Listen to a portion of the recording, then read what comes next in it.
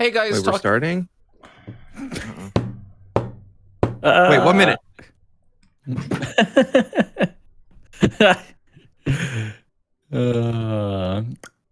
Wait, now everyone's frozen? Podcast. Wait, did everyone just freeze now? Excuse me? What? All the cams just froze. Great podcast. How did... Sounds like a you problem. How... Wait, why did Raiz moving fix that? Wait, what happened? Okay, that's no, that's genuinely really weird. You said BRB, and it froze all of the cams.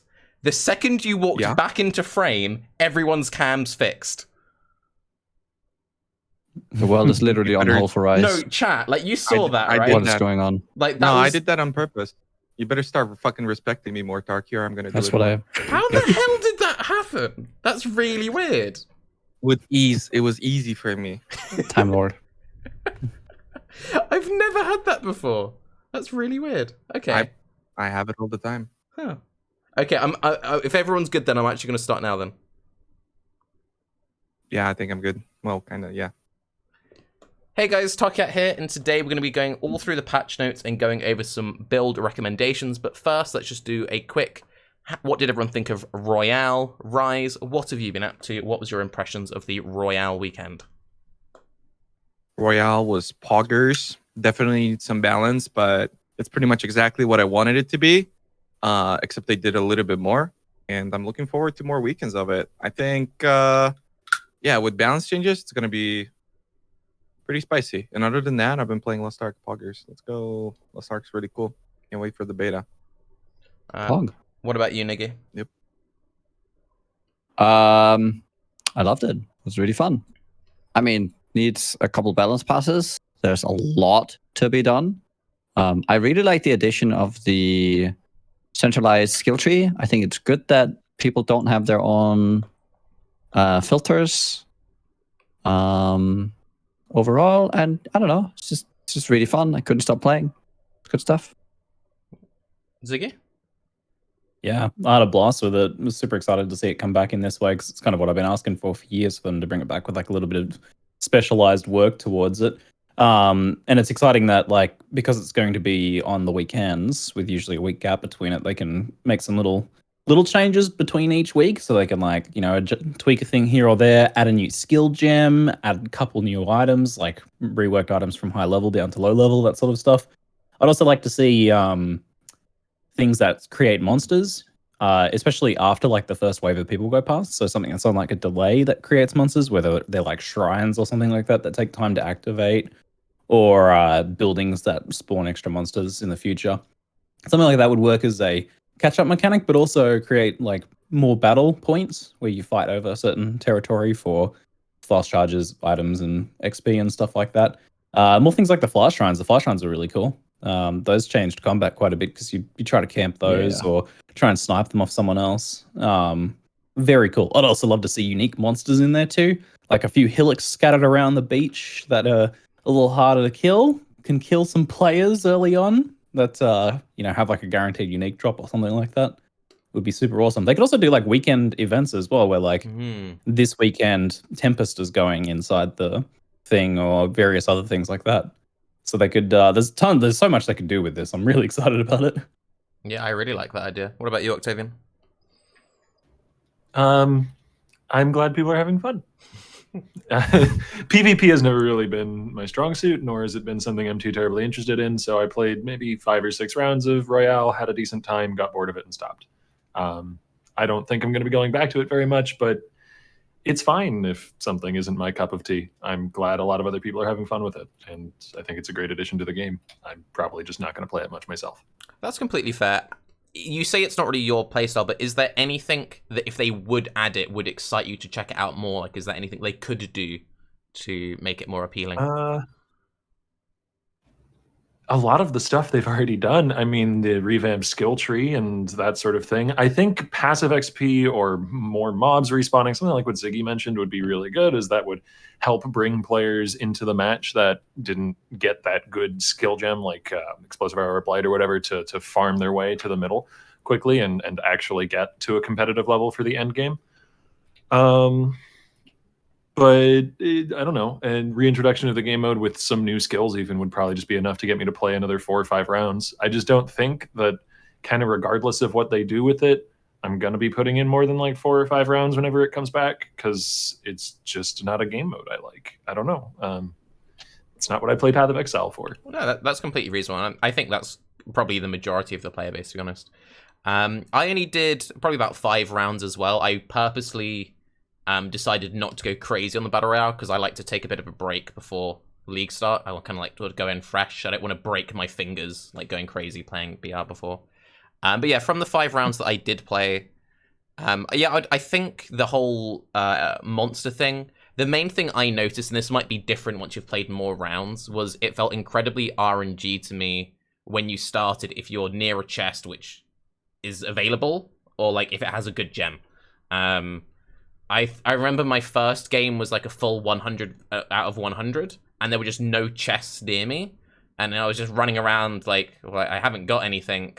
So I ended up just running crazy forward, like up like a couple of hills, and then I finally got like sweep or something, but I was level 1 and hadn't killed anything, and I was surrounded by loads of really scary monsters. I'm like, this seems to be a problem. I still managed to survive, I think, to the top 10 or something, mostly by just avoiding everyone. But then when I actually had to fight people, I just fell over. And then the next 4 games I played was basically, did I get a good gem? Yes, I did well. Did I not? No. So I think that maybe starting with just a very basic gem wouldn't be terrible. I don't think that would like ruin. And also the classes seem a bit pointless to me if we have this passive and everyone opens in the same place. So maybe it'd be a situation where each class would start with a different, very basic gem. So you have some kind of, like, oh, I like to play a lot of bow builds, so I start with Burning Arrow on a Ranger. Or actually, I like to play more casters, so I start with a Fireball and a Witch. Like, I'm not saying start people with a good skill, but like just an okay single target spell. I think it could maybe be an interesting change. I think I like the idea of trying to equalize the playing field and let everybody get a gem more realistically. But if you give them like the same gem every starting time, then and it's determined by subclass, then there will be a meta that evolves, even if it's like a difference of like 10%. You know, like Ranger's starting gem is a bit better than Shadow's starting gem. There will be a meta that evolves there. Everyone will play the same class. It will cut down on variety. Does that matter though? Because it's like, is there actually? I guess they have slightly different starting stats, don't they, to the different classes? Nope. I think that's equal. 20 on all of them. Well, in that case, the only thing that's different is the weapon you start with, like whether or not you start with a wand or a bow or a sword or whatever. The only thing that's in that case, there's not really any difference between, oh, you started with a sword, and you started with a bow. Difference. What are you talking no, about? because let me finish my point, Raiz. One character is a long neck Chad, and the other one's a pussycat Weasley Shadow. Like, come on, dude. But like my point being, if you're gonna have a situation where like Ranger starts with a bow, then there's not really any difference between Ranger starts with Burning Arrow and Marauder starts with a 2-hand mace and Heavy Strike. Because you're still gonna want to open the chest to pick up a real skill like sweep or ground slam or freeze pulse or whatever. You know? It's a battle royale, so I think the randomness is pretty important. Now, there's also like another thing that is balance of that, where I think people should start with gems, but just one, and it's dash, and all gems should be level 1, and also the map should be bigger. I think. I do like the idea of everyone starting with move skill, but go ahead, Nugi. Sorry. Okay, if you consider like other battle royales out there, imagine spawning into a battle royale without a weapon. That's current PoE battle royale. It's like spawning in with a knife. Royales? Don't you usually start in with nothing? It depends on the game. I guess it does depend on which one it is. I think the longer duration ones where there's more of a farming thing, I mean, most of them actually spawn in with weapons, don't they? Wait, maybe they don't. Maybe I'm just like off here. Usually you like scrounging to grab your first weapon. And like if you get a pistol, well, bummer. If you get a good weapon, you get a good weapon. Honestly, like the scramble for the gems, and I'm in favor of starting with no gems. Though I don't mind the dash idea. The difference is I played on the Aussie servers, which are usually 50 to 60 people, and it feels pretty good around there. Most people, most of the time, have access to a couple of chests, which is enough to get you something usable.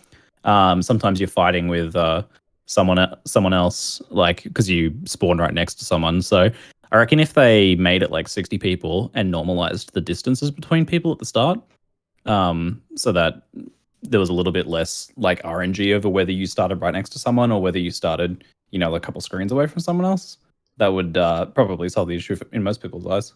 Yeah, from the very few games. Oh, God. Okay, they need to make it so that you can only hold an X amount of active gems on you. Because what happens in Battle Royale is that you go in and then someone sweeps up 10 gems. Like, just opens all the chests. He's running slightly ahead of everyone else. Bing, bing, bing, bing, bing, bing, bing, bing, and now he has every gem. Because like you can't in a lot of Battle Royales, you can't hold all the weapons. There are plenty of like where you can have one or you swap it with another, right? I like and hate that because on one side, at first when I started playing, I was like, I'm gonna pick up everything so nobody else can contest me, right? Because they don't have gems. Yeah. But then I was like, kept playing, and I ran into situations where I wouldn't have my gems. I was like, oh, okay, I'll just let him have this one, unless it's a movement skill, in which case, that determines whether you live or die. So I would pick up all the movement skills.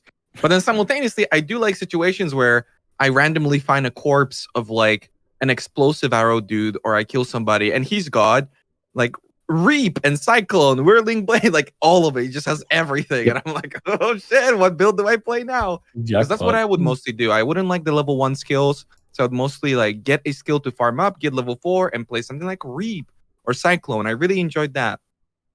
And yeah, oftentimes you would run around with 10, 12, 14 passes without picking anything. And you're just like, where's my skill gem? I want to play. And you wouldn't be able to. But I really do like the idea of limiting the players. I said increasing the map because I don't think they want it to be like 100-player thing. But the game definitely felt a lot better with like 70, 80 at most. Yeah, sure. Yeah, what I was going to say is from the very few games I played, the ones that felt more fun were like the 50s, 60s. And whenever I got 100, that felt very complete RNG. But anyway, moving on from... Oh, go on. Like finishing closing points on Royale. Sorry. It's kind of fun that they drop Vols. They should drop Exalts too. I see no reason why not. It would be neat. Yeah. I don't think they'd be that useful, but it'd be fun. Right. So before we go into the full patch notes, I just wanted to gauge where everyone was at. How do we feel about the decision that GGG's taken with this patch of making the game more challenging, slowing things down, and going very heavy with the nerfs? Broadly speaking, it's going to be fine. It's going to be more challenging, and that in itself will be a lot of fun, I think. I think go ahead. Oh, it's just it's a very like convoluted topic, right? In which there's people treat it as if there's like two opposing sides, the zoomers and then the fucking elitist slow balls. And I think there's a lot more to it because there are certain changes that I really appreciate, which is lowering the damage multiplier on gems, although I do think that they messed up in a couple cases, like your ignites. We'll get to that. We'll get to that. But that's like a balance issue. But then there's a lot of nuance when it comes to smaller changes and like their general approach that extends past what they've explained in the manifesto itself. I feel like the patch notes, some things weren't exactly mentioned in the manifesto, and that was a little bit of a surprise. But like at the end of it, the important part, which is the reduction in damage, I welcome with open arms. Yep. Yeah. You asked a fairly broad question, so I'll stick to being broad instead of digging down into some specifics. But I think that this is not in the long run of this league going to produce a more varied meta, if that was the stated goal. Personally, I do think it's fine that damage is getting nerfed. Damage has been creeping up and up and up over the years, and I understand why GGG would want to diminish that. But yeah, I don't think this is actually going to produce an incredibly varied meta. I think this is going to have a pretty varied meta right at the beginning because a lot of people aren't going to know what to play. Then like 3 or 4 builds are going to crystallize as still being basically as good as before because they escaped nerfs because they hid in some dark corner somewhere while GGG was roaming around with a giant sledgehammer crushing in support gems. And those 3 or 4 builds are going to become like the only things that people play. But maybe I'm being cynical. Just so you know, Octavian, I've had to move your cam because you move a lot. So if you could now not I'm move sorry. all the way to the other side I of will the do my screen. best. Thank you. I Go will on, do my Ziggy. best. I don't know whether the net result of all of these changes is going to be the game's going to be more fun or not. But I am excited that GGG is doing some crazy big shit and that they're game to do that, because the worst thing like that happens effectively is that this league is crap and then they can walk it back or go a different direction and learn from that next league. Even if this league is crap, I feel like that'll be kind of fun. Like, oh man, what a mess. This is going to be an Is it absolute blast. This crap is a then? unique PoE experience there. Isn't it not crap? No, but like if you're having fun, how is it then crap? That's a good point, Noogie. That's a deep question right there, mate. Mhm. Like Scuff can be fun. Yes, Yeah, I I think mean, this it can podcast be. is quite a good example of low quality can sometimes have Mhm. okay results. Yeah. No, but like it the amount of players who even like every time a gauntlet goes on, I get at least a dozen, have maybe more people in my chat, and probably more for people who've actually played recent gauntlets. I've sat out of the last few, saying that like this is their first hardcore experience doing gauntlet, and they've barely got to like Act 7, and they're really having a great time. So yeah, it can be fun to be slow and scuffed, but like the difference there is that people are like, you know, going into it head first. They're opting into it. And whereas here, you don't really have a choice. And I feel like for a lot of players, that's going to cause, I guess, resentment is the word that I'm looking for. Like it's going to be a bitter pill to swallow for a lot of people. That's whether what I'm thinking. whether it's Well, you necessary for could- the game or not. And I do agree. I do think it's necessary that damage go down sometimes. But Just to interject, one thing that I said in a video, which I agree with because I said it in a video, was I think that the end goal, like where this journey will end over the next year of these like heavy hits every league, I think a lot of people will actually be happy with that end result, but I think we're probably going to lose a lot of people who would be happy with the destination on the journey because of how piecemeal everything is. It's like my main concern for this league is a lot of players are going to see these massive hits to the strength of their characters, but then GGG hasn't adjusted the end game at all. Like, the Maven grind is going to feel really rough this league for a lot of people. Because we already had multiple Baeclast talking about, like, this whole Maven setup feels kind of long. Like, this is already kind of an issue. And now they've just slowed down players a crazy amount. So, like, I think where we'll end up will be fine. But I think we're going to have a very bumpy couple of leagues of, like, iteration 2 of getting Flasks right. Because, like, the Flask thing is what I'm mostly kind of, like, about. But that's kind of diving more into specific stuff. Yeah, and whether go ahead. I was going to say, whether the net result here of all these changes is that it's a better game or not, there's going to be a ton of friction in the process as players adjust over to this. Like, it's going to be messy. It's going to be a mess. If you're looking towards a future of like 3 more patches, 2 more patches, however many more like this, where we're slowly powering down, then you have to ask the question whether some of the content that's currently in Path of Exile is compatible with that vision. Like, you know, you can do 100% delirious T19 maps. You can do feared with like 3 or 4 dangerous mods on it. Like, some of the stuff in the game at the very top end was designed around builds that were strong in the last few leagues. Is it okay that that will be inaccessible to like all but 1 out of 100 builds? Maybe 1 out of 20? 1 out of 10? What's the ratio? Just to flip Should every build be able to do everything? Just to flip the script on you, Octavian. What often happens when we have these kinds of conversations is you often say yourself, not every build needs to do feared. Sometimes I quite enjoy to do a Mimi, whatever. So it might have been a situation where now maybe say the 70% of builds with decent piloting could do the content, but now it's maybe only like the 10%. I guess the issue then is, does every player only play that 10% of skills or something? Maybe I framed it poorly when I was saying it. I was more trying to bring up the concept rather than espouse a viewpoint. Like, personally, if you go back through Baeclast episodes, you'll see that I am of the opinion that most builds shouldn't do feared. but I don't think that's the common opinion. Raiz is trying to talk. You're and muted, Raiz. Raiz. Through. Also, someone's echoing. I can hear myself when I talk. Oh, Discord's. Did Raiz break Discord again? I don't know. You froze again. Uh-oh. How He's are you trying to doing talk. this, Raiz? Can you still hear us? I can still hear you all fine, but it's frozen everyone's cams. I can't hear him at all. I can't hear Raiz. So for the YouTube, we'll fix this, but for the YouTube audience, just before the podcast started, Raiz somehow managed to freeze everyone in Discord.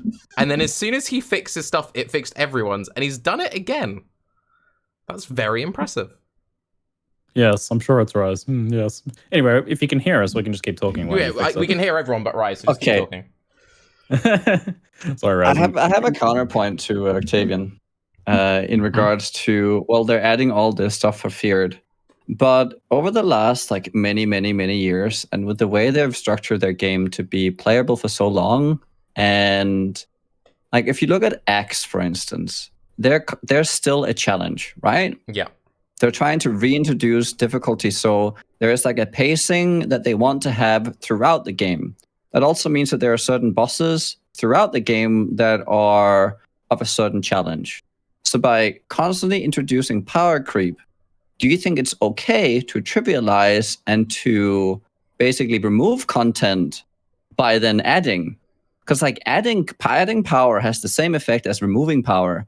It just affects different parts of the game, right? So they've been adding power to basically add new stuff on top.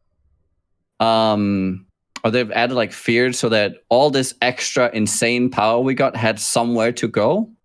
But at the same time, they're also removing a lot of the stuff that we could engage with on the journey there. I'd agree with that. I mean, there's sort of like this spectrum of like what's relevant to the majority of builds in Path of Exile, you know? And like for the majority of builds in Path of Exile, Edziri is not a relevant fight. But, you know, maybe most builds can get up to like Cyrus 6, Cyrus 8. I don't know where you'd draw the line. I'm an out-of-touch streamer who knows nothing about the community, apparently. But as you bring down power, you squeeze that spectrum as the top. As you bring it up, you squeeze it at the bottom. So it's kind of a catch-22. Like, is there even a reality where every boss can be relevant? I don't really think so with the breadth of PoE content. But yeah, just to reiterate, like, I really just wanted to bring this topic up because I think it's an extremely important one. I think it's like basically the core of this discussion in my mind. And I personally am of the opinion that, yeah, it's fine if even a majority of builds can't do Feared consistently. But like I said, I don't think that's the common opinion. Right, hang on, Raiz, I believe in you. Mike, work. Oh, Raiz, go. He's lighting up. Nothing. No. Don't hear Raiz. That's weird. Your cam and everything's working, but yeah. And now he's touching stuff. He's froze everyone again, chat. He's done it. How are you controlling my computer, Raiz? How are you doing we sure this is his fault? That's a great freeze frame, though. Oh my god. Oh, he's gone. That's perfect Baeclast thumbnail right there. Oh, not anymore.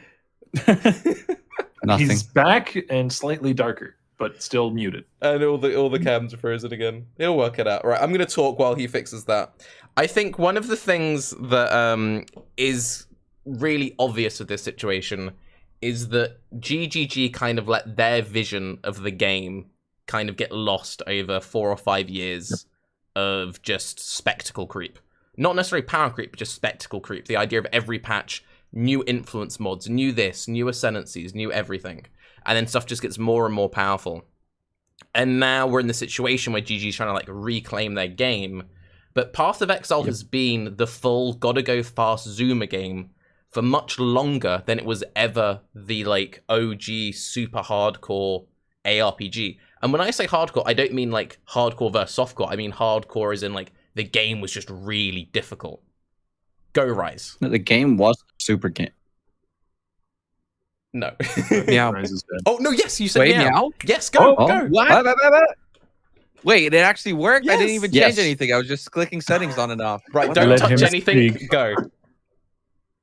I think it's static, but whatever. Anyway, I think there's a big difference in what you guys are talking about, because what Tarke initially started the conversation with, I wholeheartedly agree. I think this league's going to be a hard pill to swallow, but I think it's heading in a direction that's going to be good, which is why I wish that they would have addressed the length of the end game. But in all of the stuff that GGG was talking about, they weren't looking to like do the things that a lot of Redditors are saying with like making the game more grindy and taking longer and therefore increasing retention. I don't think they care about that. I think they just want to slow down gameplay, and preferably getting to end game, I think even in their eyes, needs to take less time, or at least be equivalent to what it is right now. This league's definitely going to be slower, but I don't think that's like their end intention in that. So I think there's a big difference in that like how you approach this discussion. I think purely focused on the slowing down the moment-to-moment gameplay side of things. So no, without like zooming out to the broader thing of like whether it's affecting grind times and et cetera, but slowing down the moment-to-moment gameplay is a good thing for PoE, because then you can get much more engaging combat scenarios, and you can even start to look at like, hey, monsters are spamming too much shit that you can't see, so let's slow that down a little bit as well. That's looks like it's not happening in the context of this patch, but that could be a natural follow-on. That's what I certainly hope to see as a natural follow-on to these sets of changes. No, because then you run into no. It's the opposite. It's because of that mentality that we have a problem in the first place, in my opinion. It's because there's so many people who are saying, well, if the mobs can one-shot us, or if we can't one-shot the mobs, then the mobs shouldn't be able to one-shot us. No, that's the problem. It's because you're playing builds that have 3k life, and you do that by sacrificing a massive amount of defense to get as much damage as possible. You create an unoptimized character for the Path of Exile experience, and yeah, you have a lot of damage, but you keep dying. And therefore, if you take a build that's meant for softcore and has 10 million DPS but 3k life, and you try and convert that build to a hardcore build, right? Then you have a build that probably has like 7k life, is fairly tanky, but only has 1 million DPS in comparison. Now, I'm not saying that that's a comparison between what the softcore and hardcore should be, because, well, hardcore is dead as fuck, so you shouldn't like balance the game around it by any means. But by increasing the amount of a defense that a player needs to obtain, you're automatically also decreasing the amount of damage that he's able to put out. And I'm not I feel even like talking about that though. that's important.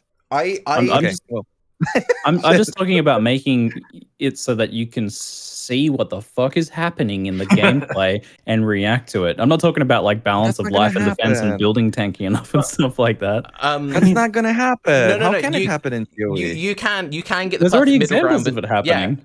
It's ultimatum boss fight versus ultimatum monster fight, you know? What Move more towards the ultimatum boss fight side of things. I'm not even talking about just boss fights, but like fewer, more engaging, more interesting monsters, adding more monsters with like more interesting skills that you can see versus adding 1,000 monsters on screen that spam shit you can't see, that freezes you and kills you. Yeah, but that's like a direct mechanic. You're never gonna have visual clarity in Path of Exile. It's because maps, the end game is a culmination of like acts. I mean, I don't think you'll have perfect visual clarity ever, sure, but I think it's still something you can work towards and improve. Yeah. Sure, but like if you have mobs from Act 1, Act 3, and Act 6, like it's gonna be... I didn't do anything this time. The frozen cam's not my fault. I'm just saying that it's always gonna be a rainbow. It's fine. We can work around it. Good. We don't have our freeze immunity flasks anymore, sorry. Yeah, so we don't have our ailment immunity. My hands are up, and I didn't do this time. So the thing is there's a middle ground between both of you. I think I partially agree with what you're saying, Raiz, but I think that was a very like extreme take of it. But I think what Ziggy said with Ultimatum is the perfect case scenario of this. Ultimatum with just like a circle with a load of monsters in there was the epitome of what Path of Exile had become, because it's like, okay, how do we deal with this level of player strength? We just put them in a small circle and just throw thousands of monsters into them in a very like awkward situation. If you have a much slower paced game and the individual monsters are much scarier, you don't need 50 to be a threat. You can have 5 very dangerous monsters, and that's an interesting fight. Yeah. Yeah, but GGG have said as much. They agree with that. This isn't like a, they said exactly that. Like it wasn't good. Yeah. So It's not going core, at least not immediately. Yeah. And I think that's a really good thing going into next league, because ultimatum next league would probably be pretty unpleasant. true. I mean, The we counts are already have working on the my end, by the equivalent way. of ultimatum in the game almost, which is heist, because it's aura stacking. Right, so they've done this like aura stacking, just throw monsters, and not really creating engaging fights for a long time. They keep doing this where they just spam monsters out for no reason without actually, and a lot of it is because players have been too fast, so we're sidestepping all the abilities. Once we can't sidestep the abilities, the rares that are popping out will be, more. They'll be harder to engage with because they will actually hit you. Like the effect of a monster actually hitting you is so is a very meaningful thing in PoE, because for the most part we don't really get hit anymore because we are just speeding around so fast, which is why they're taking away like the smoke mine movement speed, or they're trying to at least, and they're making the dashes less frequent, so that you can't just keep spamming your dashes and constantly move out of the way. I mean, they're also doing mechanical like numerical things, like they lowered base evasion scaling, and they lowered Jade Flask. You're going to get hit by a lot more stuff while leveling now in the first few acts. I mean, I think the cast and damage taken can end up. I think the cast and damage taken change is a little bit. It's gonna hit in a skewed way that's probably not the best, because for the builds that can't put on their immortal calls or whatever anymore, that take the brunt of the damage, they'll really feel this new playing field where you're gonna get hit and it's gonna hurt. Yeah. Versus the builds who can just slap it up for free because they have enough of a mana pool, or they have some other mechanic that ignores it. So you'll have this like stark difference between the builds that can and cannot, where generally, if we're talking about PoE or grinding your games reclaiming the playing field, well, then they want to make it so that if there's a pack of monsters that's charging towards you, that should be a dangerous scenario for the player, not something that is just avoided altogether because this build has, the avoidance mechanic of, double the movement speed compared to the other. It still, I feel like we shouldn't overstate things though, because like I said at the top of the podcast, I do think that this coming league, like the changes aren't so apocalyptic that there won't be a handful of builds that will trivialize the game and will become the meta. Like, it's a matter of how long it takes for those builds to be discovered and disseminated amongst the community. Like these changes aren't so incredibly insane that isn't going to happen. It's just the first week of the league is going to be a lot more painful. Yeah. Maybe the first 2 weeks. But that's also kind of the fun as well. Since we are just kind of talking generally, let's kind of start to single in on some things and actually dive into the patch notes. So we'll continue this discussion. You talked about the mana stuff, so let's dive in with that. This whole mana rebalancing, what do we think about? Off. Elaborate. Okay. It's a hot take. Just really short hot take. Mana isn't fun. Yeah. And I'm going to give the floor to Raiz because he was about to talk. It's always been a problem with Path of Exile is, mana's either solved or unfun. Yeah. Yeah, that's exactly it. And also, in the way that Chris Wilson talked in the past about things like Righteous Fire and whatnot, them having a mechanic that gives you simultaneously defense and offense is like impossible to balance with how big of a gap there is between like the top end of that, the middle, and then like the starting point of it.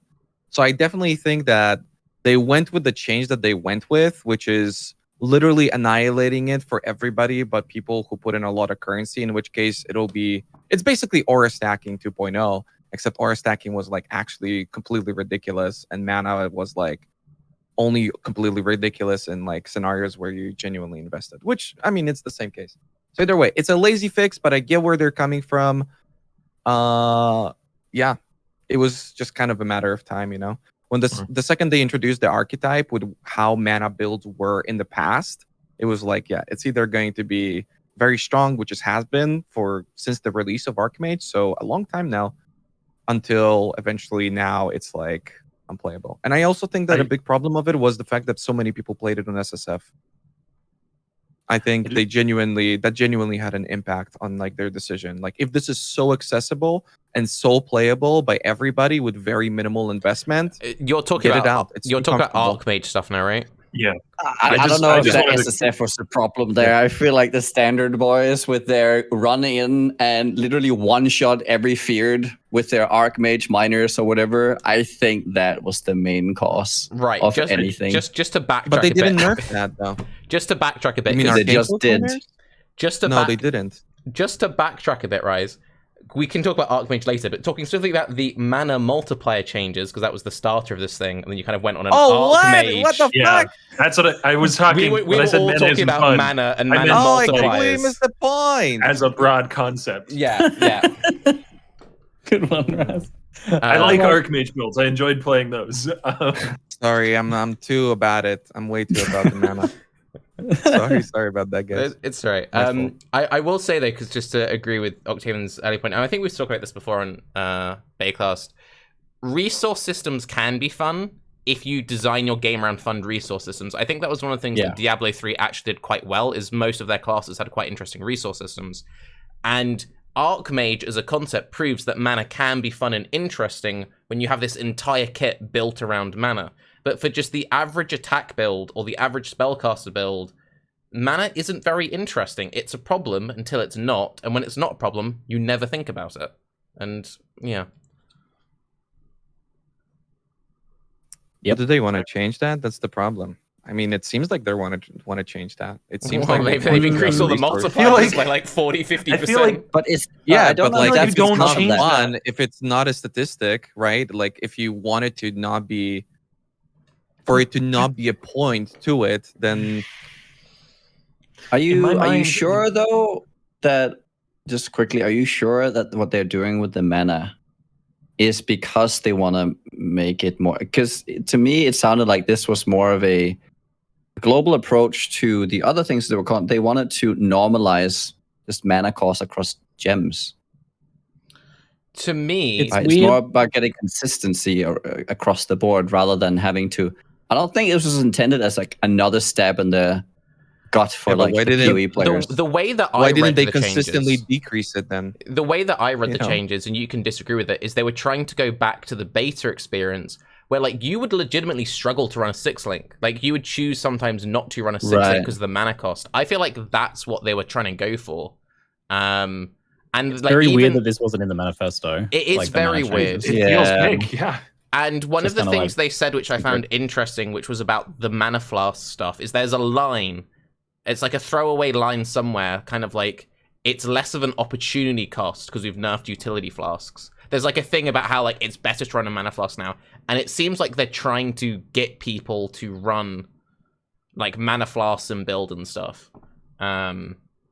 And the one with change which really annoys me, which is related to this, is what they did to Lifetap. So Lifetap has a 200% mana multiplier normally. They've increased all of the mana multipliers by a crazy amount. So Lifetap would, like, pre this patch, Lifetap chunked you. They've made all the mana cost go up by a load, and then they went, nah, Lifetap's going to be 300% now. They basically just completely destroyed Lifetap. I don't know why they've done that.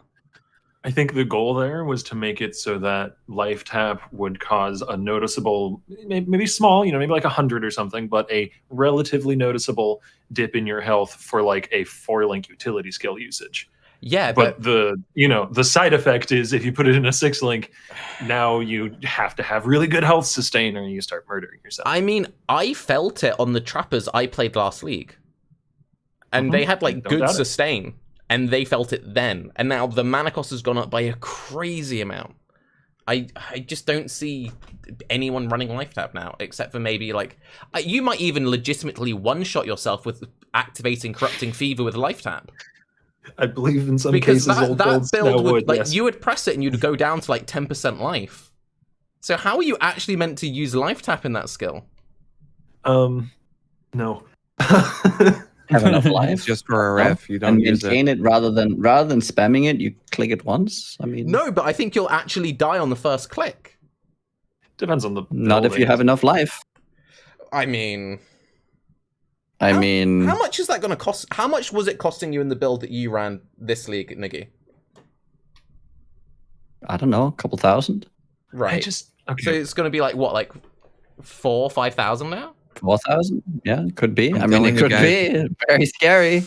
It's another way I don't. to I'm not. address I'm the not a 3K life big fan of it, build. but yeah. If I look back over a lot of the builds that I've made over the years in Path of Exile, I can vividly remember certain points when I was in Path of Building or, playing the game or just looking around the wiki and I come up with a cool idea or something neat that I want to build around.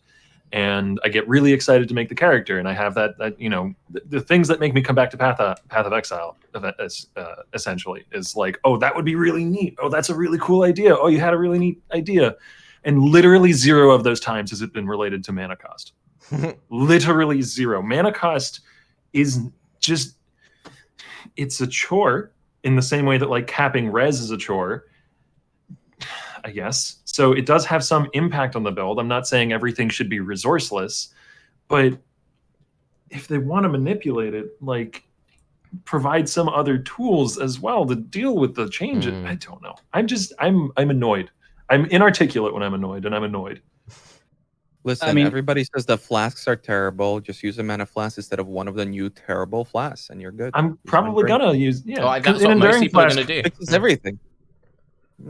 The intent wasn't, I don't think it was to normalize or anything like that. The intent was to make mana harder to deal with here because like everything went up a lot, but also they nerfed sources of mana gain and mana regen and stuff like that too. Yeah. Like functionally though, quite a few places. Functionally though, it will come down to the same solutions. There were no more solutions added. That's the thing. Like functionally, people will still either use Lifetap or use an Enduring Mana Flask or solve it with Leech or use Regen. It's just worse now. So most people will probably go to the Enduring Mana Flask. At least I plan to for most of my builds, talking in the context of starters.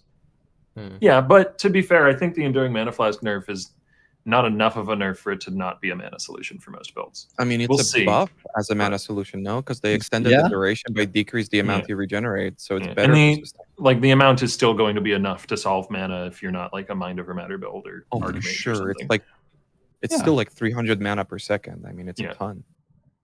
So Enduring Mana Flask is, that's what I'm saying. Like, that's probably what I'm going to go to for most builds. Like, it hasn't made it the more interesting, is the core of my complaint, I guess. It hasn't made it more interesting. I'm just going to throw an Enduring Mana Flask in every build. My main issue with that, because I don't mind it, and I can kind of respect them saying, if this is the game you want where every build has to run a Mana Flask unless they've really invested around it, fine. But the issue I have, anyone who currently plays a like non-Archmage build that uses Enduring Mana Flasks to solve their mana costs, you know the pain of running out of flask charges on a boss. They've made it much harder to sustain flasks, and they're trying to slow down the game. So if you have to use your Enduring Mana Flask to fight the boss, and they're making it harder to sustain your flasks, especially on bosses, then that seems like a very big problem. So what, are people going to have to run like 2-3 mana flasks to get through like a Cirrus fight? Like, that doesn't sound particularly fun to me. Maybe that's just me. If we have to run Mana Flasks on everything as well, I want autocast on Mana Flasks too, because that's just adding Flask Strain back that's being taken away from the other changes. It's just like, is a mandatory. This is a thing you can put on your character that solves mana. You just have to press it every couple seconds. Why not just make that automatic at that point? Like, I don't know. I was exaggerating a little when I said every build, because Lifetap is still fine on some characters that can sustain the cost, but it's just not interesting. I'm not excited at all. I'm excited by some of the nerfs to damage, to be honest, to find new skills that can still work in this environment, to find new ways to build characters. Like, nerfs can be exciting. Maybe I'm just weird, but they can be. But this one is only dampening that excitement for me. I think it really doesn't help that we don't understand why they wanted to do this. Like, what was their angle or goal in this? And none of us kind of really figure that out. We're just, like, I feel like, isn't it like really grasping. Primarily? I mean, Spellslinger is very dead because, I mean, you have to reserve all your mana for the Spellslinger itself, and then you somehow need to then sustain your mana to sling the spell. Yeah, that's... yeah. Have fun with that. I mean, Aura's got partially nerfed by it as well. Which, everybody's like, remove Aura bots. Well, you do kind of have a larger cost now on Enhance and Empower. Except Aura bots don't need use skills. So. Yeah, they just run around. I think it's the main people who's going to lose in terms of the aura thing is like I had a lot of trap builds before they got their blood magic gloves or whatever. Where it's like you reserve just enough, and they have just enough regen. There's gonna be a lot of builds which have to drop like 25% auras now. Well, yeah, I mean mines. Yeah, Mines are probably hit the heaviest by that. Yeah. Because they need to. I think the mine mana reservation multi went up, and then also all the support gems are going up. Like it's going to be very hard to have enough unreserved mana to reserve all your mines before a boss spawns. If you Well, want the to patch notes were kind of like play mines anymore, you play trap now. Yeah. In general. So- Also, just to say, over the last few years of me campaigning for trap buffs and trap reworks, this wasn't what I had planned. Of the way they're going to make traps good again is kill everything but traps. This isn't what Can I you had explain flamethrower trap to me? Kind of true. Oh, the Literally flamethrower everything trap got change is gutted so that traps could be good. Oh god! I don't know if you guys saw my video, but there's a change. They listed it in the dev manifesto and in the patch notes, and I even asked some GGG devs about it, and they're like, I don't know. So basically, they've reworked and crazy buffed Lightning Spire Trap and Seismic Trap, and the buffed skill, because they listed it as this is a buff, is Flamethrower Trap no longer scales rotation speed with cast speed. And a lot of people who've been saying, but Tarke, it's fine because cast speed was never a damage increase anyway, blah, blah. But it's not a buff. If it does the same damage as before and they've just removed a mechanic, it's not a buff. And in a lot of cases, it's a nerf because now the flame moves slower, so the enemy has more time to move out of it and not get hit. The longer it takes to hit an enemy, the longer the enemy has time to hit you. Go, Octavian. I was just going to be snide and say that when everything else gets nerfed, not getting touched is a buff. I guess. Say that to SRS. That's how you find the good builds, is look for the stuff that's not in the patch notes. Empower. Oh god. So he needs the new skills. Does anyone have anything more they want to say on the whole mana topic before we go into the Flask thing? I guess Raiz wants to talk about Archmage. Yeah, apparently. go for the Archmage. I mean, I pretty much already said it. I went all out. That was it. That was my entire spiel. I'm curious to see what you think, Octavian, though, because you play a lot of Archmage as well. For people who are saying that Archmage is dead, how real is that statement? Archmage with investment will still be a viable build. Archmage is not a very good starter anymore. Is kind of my take. But if you like traps and mines, Arcane Cloak builds should still be. Yeah, Arcane Cloak is still really strong. Though Dynamo did get nerfed, but Dynamo kind of deserved to get nerfed. I really don't like the changes to Arcane Surge specifically because I feel it's overhead. Like, I understand why they want to nerf Archmage as an archetype. That makes sense to me. But I would have much preferred a nerf to what's the regen keystone that Archmage builds go again? How do I not remember that? Agnostic, yes. Yeah. I would have much preferred a nerf to Agnostic, or a nerf to Mind Over Matter, or a nerf to Arcane Cloak, or one of the other tools that pretty much every Arcane or Archmage builds use, because Hierophant has part of its identity built around Arcane Surge. So by the nature of it, a nerf to Arcane Surge. A nerf to Arcane Surge specifically is more of a nerf to Hierophant than any of the other ascendancies. And already in my mind, like, Necro was kind of edging out Hierophant as the better mana ascendancy, and now it definitely is. Yeah, or Scion. Yeah. And though Scion did get hit by the Arcane Surge nerfs more than Necro because sub-ascendancy Hierophant had Arcane Surge effect on it. So it feels just mean to Hierophant because Hierophant's also losing ailment immunity and getting they're evil, getting it cut in half. It's pure evil. How could they? If you want to play Archmage now, which, like I said, it'll still be fine with investment, just not very good on a budget, you pretty much just always go Necro, maybe Scion, in my mind.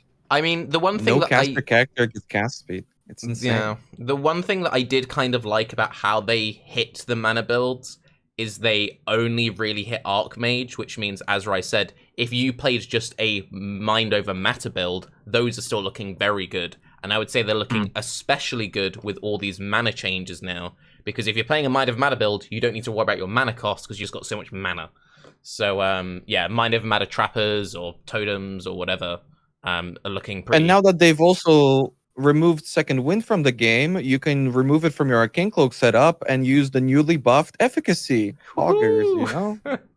You can I mean, then I see why you wouldn't want to nerf directly maybe agnostic or mind over matter then, because those will nerf other mind over matter non-Archmage builds. Sure. But you could like change the quality on Archmage to not give mana cost anymore. Yeah. That would be a nerf to only Archmage. You could get rid of the mana cost scaling nodes on the passive tree and change those to do something else. Like there are things that would globally target Archmage without attacking Hierophant more than other ascendancies. I don't think that. I see why they wanted to get rid of the cast speed, because they seem to be doing that across the board, like minimizing sources of cast and attack speed. But the mana regen change just feels unnecessary to me. What do you think, Nuggy? I don't know. Oh, you look like you had a You can't thought. just. I mean, you're like addressing like so many things. I didn't like. I don't know. Like you just what I Hang on, about hang what? on, I've got the fix. Think about what? Ziggy, All of Ziggy, it. what do you think? Well, Nuggy thinks what he thinks. What do I think about what? About what? Yeah. Path of Exile, all of it, go. No, about specifically the whole Archmage mana discussion sort of thing. You looked, you had a Like, few. are we talking about Archmage or are we talking about mana? Like what? Archmage, Archmage. Okay. What? I mean, I think they nerfed. I think they just hit Archmage from too many sides, because it's like anything that affects Archmage, we're going to nerf. It seems like that's what it feels like when I read through the thing. It's like if it had any indication of Archmage, it just got hit. Let's say for maybe like agnostic. And I think that is maybe too much of a good thing, you know. So I think that's unfortunate. I think the mana cost stuff. I don't know. I don't really agree that mana is never on like resources. It's never interesting. I don't, that sentiment. I'm not really following, because like there are plenty of options in PoE. Then there has. I think there are just not enough tools anymore. I think they've kind of like nerfed them into the ground too much with like reduced mana cost and minus like flat mana cost. And I mean, I think the Lifetap change is a bad change. It's like way too heavy. And I think increasing mana cost is not necessarily a bad thing, as long as we have the tools to get around the problems that it creates in some meaningful way. We don't. Well, No, I think give us more tools. I don't even think it's a sustained problem. A lot of people are just going to run into not having enough mana as a baseline to cast a skill, get their cast and damage taken procced, and then yeah. I mean, so I you're think gonna cast and have damage to- take. Okay, so like putting cast and damage taking in there as a, we should all have a. I think cast and damage taking was a mistake from the beginning. Yeah, for no, PoE. sure. Yeah. So I'm like, if that doesn't come at a heavy opportunity cost, I feel that's like. But I think they're doing it wrong, because I don't think the opportunity cost should come from the mana, because the way mana pools work in PoE is just not streamlined enough across the board to where you can have cast and damage taken take up that space. Because some builds it's a nothing, and other builds it's everything in terms of your resources. And I think that's kind of where it goes. You know, it's not a very well done change to like the cast and damage taken versus the mana cost. Well, sockets are a big deal now too. More and more often, I find myself not True. being able to justify the sockets for cast and damage taken. So it does have a cost. I mean, already. that's fine. That's a place where I think it's okay, and it's good that we have more utility. But I think on specifically the mana that we're talking about, I don't think it's addressed in the best way as the extra cost to it. I completely agree, and I have a very serious question for you, Ziggy. Is this the return of the Eldritch Battery Scion guide that you did like 8 years ago, whatever it was? What build was that? Was it? I can't remember if it was EK or Spark, but it was like one of your like first ones that popped off. Oh, you mean Eldritch Battery, Mind Over Matter, Arctic Armor, Ailment, Ethereal Knives, Scion. Yeah, there you go. That's your league starter, 100%. Mm-hmm. Sounds good. Sorry if you want to play a new Hey, skill. EK That's what you got. EK wasn't in the patch notes. You just said it. Yeah, it's It's buff. confirmed. Sure, it wasn't in the patch notes. Must be good now. Mhm. Yep. Okay, so before we move on to the Flask stuff, is there anything else you want to say on the whole mana topic? Because we have a lot of nerfs to get through, so I'm sorry if I'm rushing people along. I don't know, man. When you run into the situation where your unreserved mana is what people typically do is you like 75% reserved mana, right? If 25% unreserved mana isn't enough to cast a 6-link skill once, you're gonna have problems. And people are not going to be having fun. There's going to be a lot of complaints about it. But it's gonna be fun for totem builds too, where it's like every totem cast is gonna be like 300 mana. Yeah. oh yeah, oh yeah, baby. Yep. We're just gonna have be a to good one. go 50%. Only auras channeling all there. totems allowed. Think about the bright side. Can you hurt yourself with Lifetap? Like, does it count towards cast when damage taken? No. No. I don't think so. Oh, you can. Okay, no bright side. I take it back. Never mind.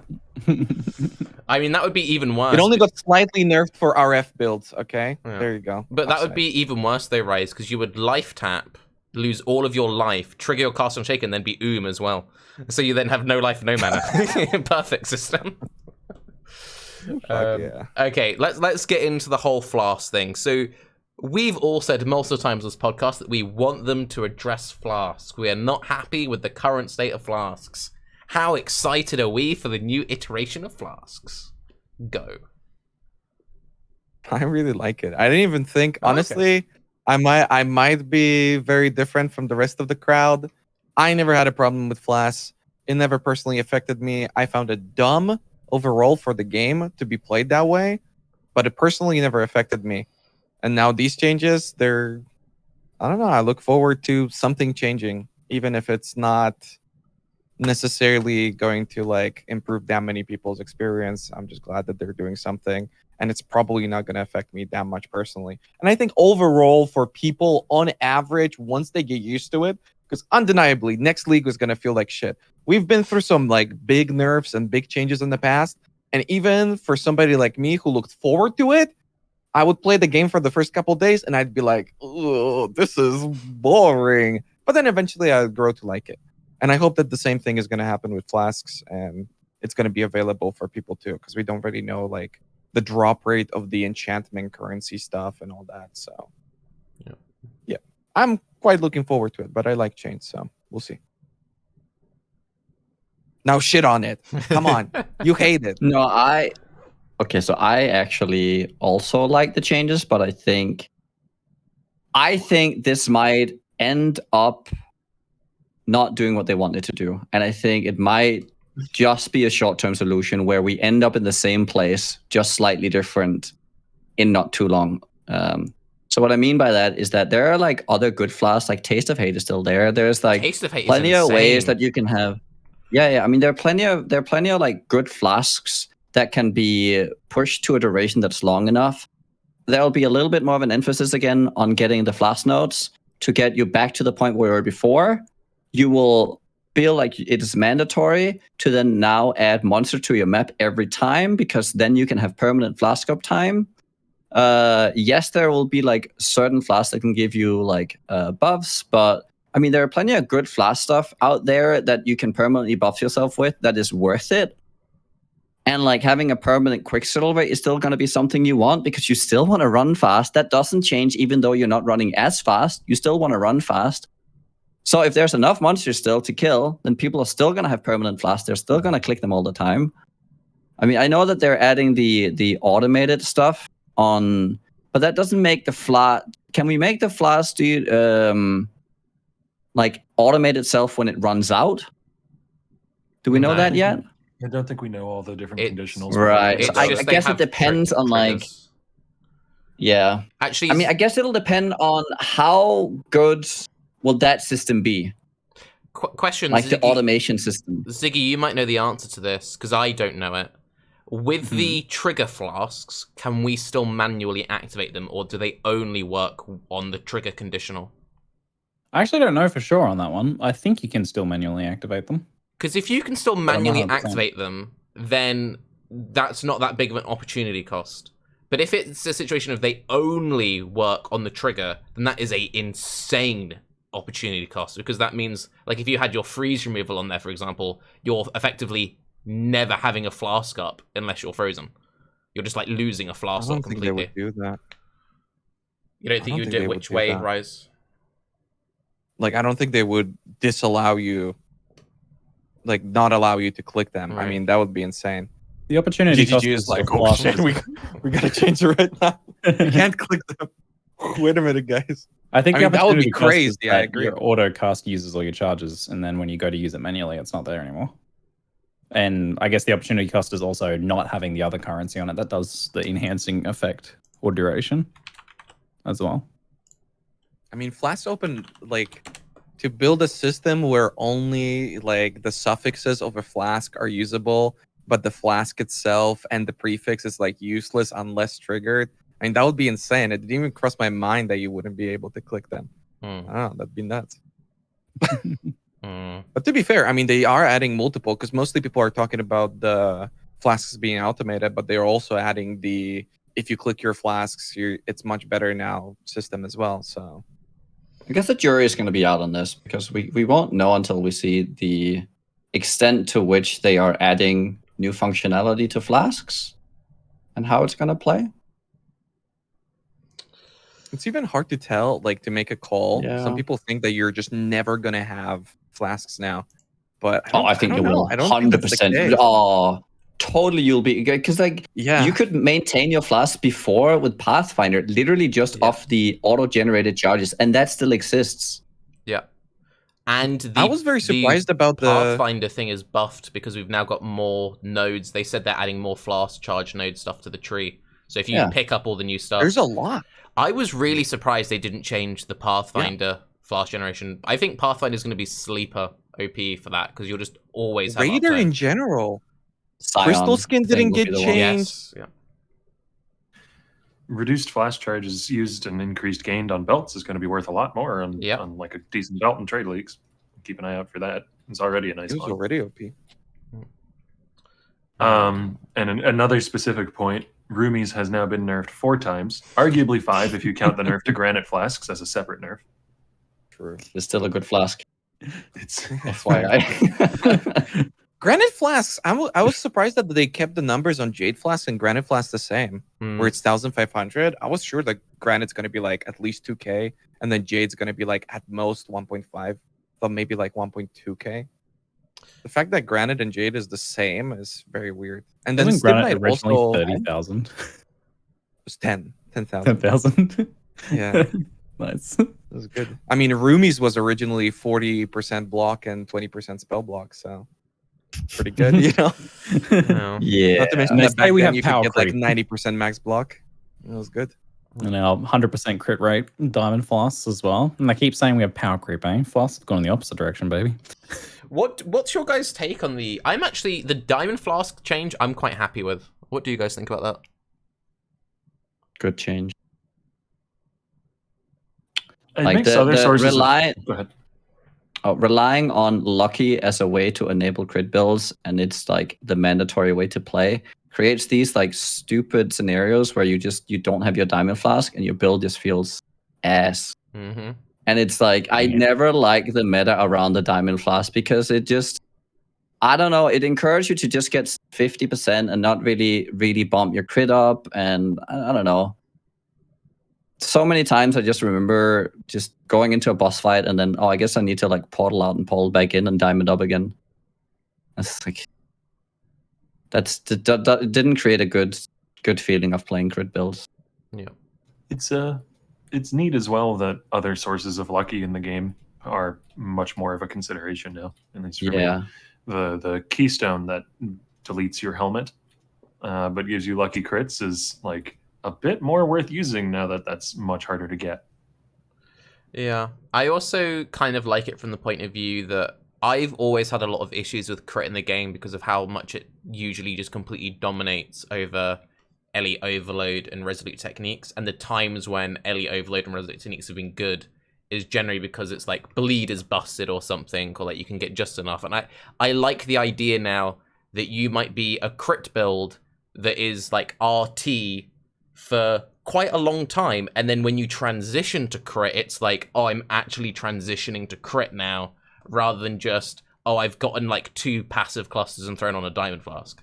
I like the idea of crit feeling like a commitment, which I think is going to be quite fun.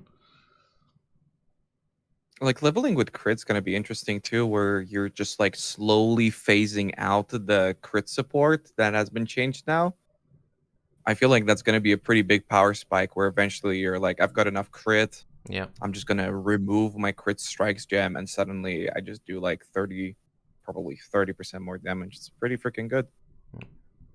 It's a big jump. I mean, I feel like the crit strikes gem is now competitive with a lot of the other support gems. Possibly. So you don't even need to. I think there's a much bigger justification by all these nerfs to multipliers to actually play with the crit strikes gem. I would. Oh, go ahead.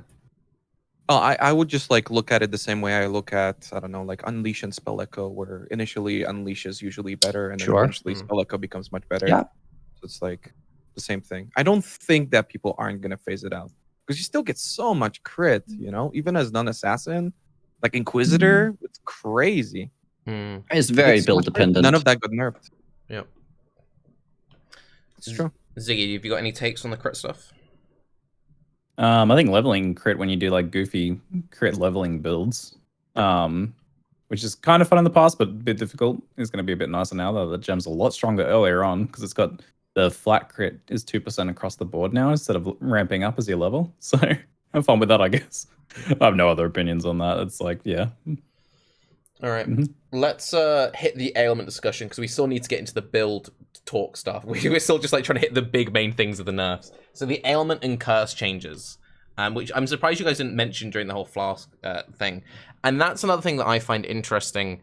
Would people be all right, do you think, with the Flask stuff if the ailment system didn't change? Are people not all right with the Flask stuff? There's a lot of people very upset about the Flask stuff. Guess. Fuck him. I don't know. But Like, do they you still really have want the the same ailment system. stuff to stay? I mean, I feel like I'm very much. I mean, you know, I might be, you know, a bit of a masochist, but I honestly think that both when they introduced ailment immunity, I think that was a mistake, and curse immunity, and I think it was a mistake when they introduced the cast and damage taking. I think that right there changed the landscape of PoE so much in terms of like what was dangerous and how do you play it, because those things were some of the biggest proponent for the clear speed and the speed meta, run forward, and never care about anything. If you run into a pack and you're freeze immune of like freeze pulsers and they hit you, I mean, you don't care. But now there's like so many ailments you need to care about before running head first. Yeah. One feeling that might come back that I used to actually really enjoy about old PoE, and this is very old, is how you would know, like, this zone has lightning monsters. And that was, like, a big deal. Like, it was a thing about, like, I need cold res for this act. And that's not really a thing that's anymore. The problem now with what I was talking about before, right? Is like, yeah, it's fun. This new system is fun when you can anticipate that this zone has lightning monsters or this boss does cold damage, is gonna freeze me. But when it's just random shit happening and all of it's happening at the same time, randomly, and you can't see it, I don't know. That's when the new immunity system potentially runs into issues. I mentioned this in the Q&A with Chris, but the reactive stuff is fun when you can prepare for it and anticipate it and react to it.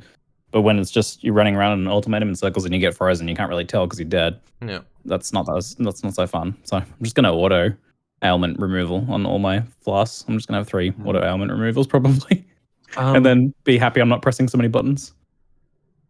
I also did they get rid of the cannot be frozen boot craft? I don't not remember that seeing where it in they've patch said, notes. I don't think.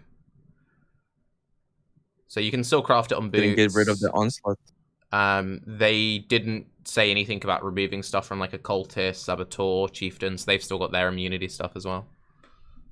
Another reason why traps will be so good next league is Sab gets the shock. I think a lot of people are going to learn that shock is actually a thing.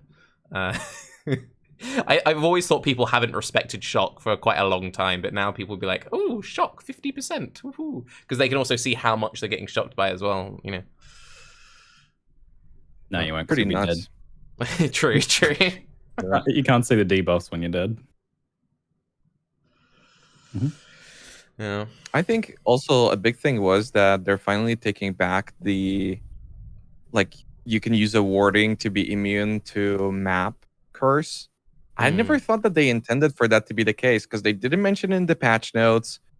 They didn't say anything about it, and it just worked like that suddenly in like one league. And it was like, oh. But then everybody was like, this is great. So I think they just didn't take it away. Yeah. But I don't think that was a particularly good solution to anything, right? It shows you how not Now they're fun taking it chains away. maps are, right? It- Like, it I feel like they should just seems- remove 10 chains. Sorry, I was gonna say it seems really wild to me how before this patch it seemed like such a dumb idea that I used to gear all of my characters for Ellie weak cap.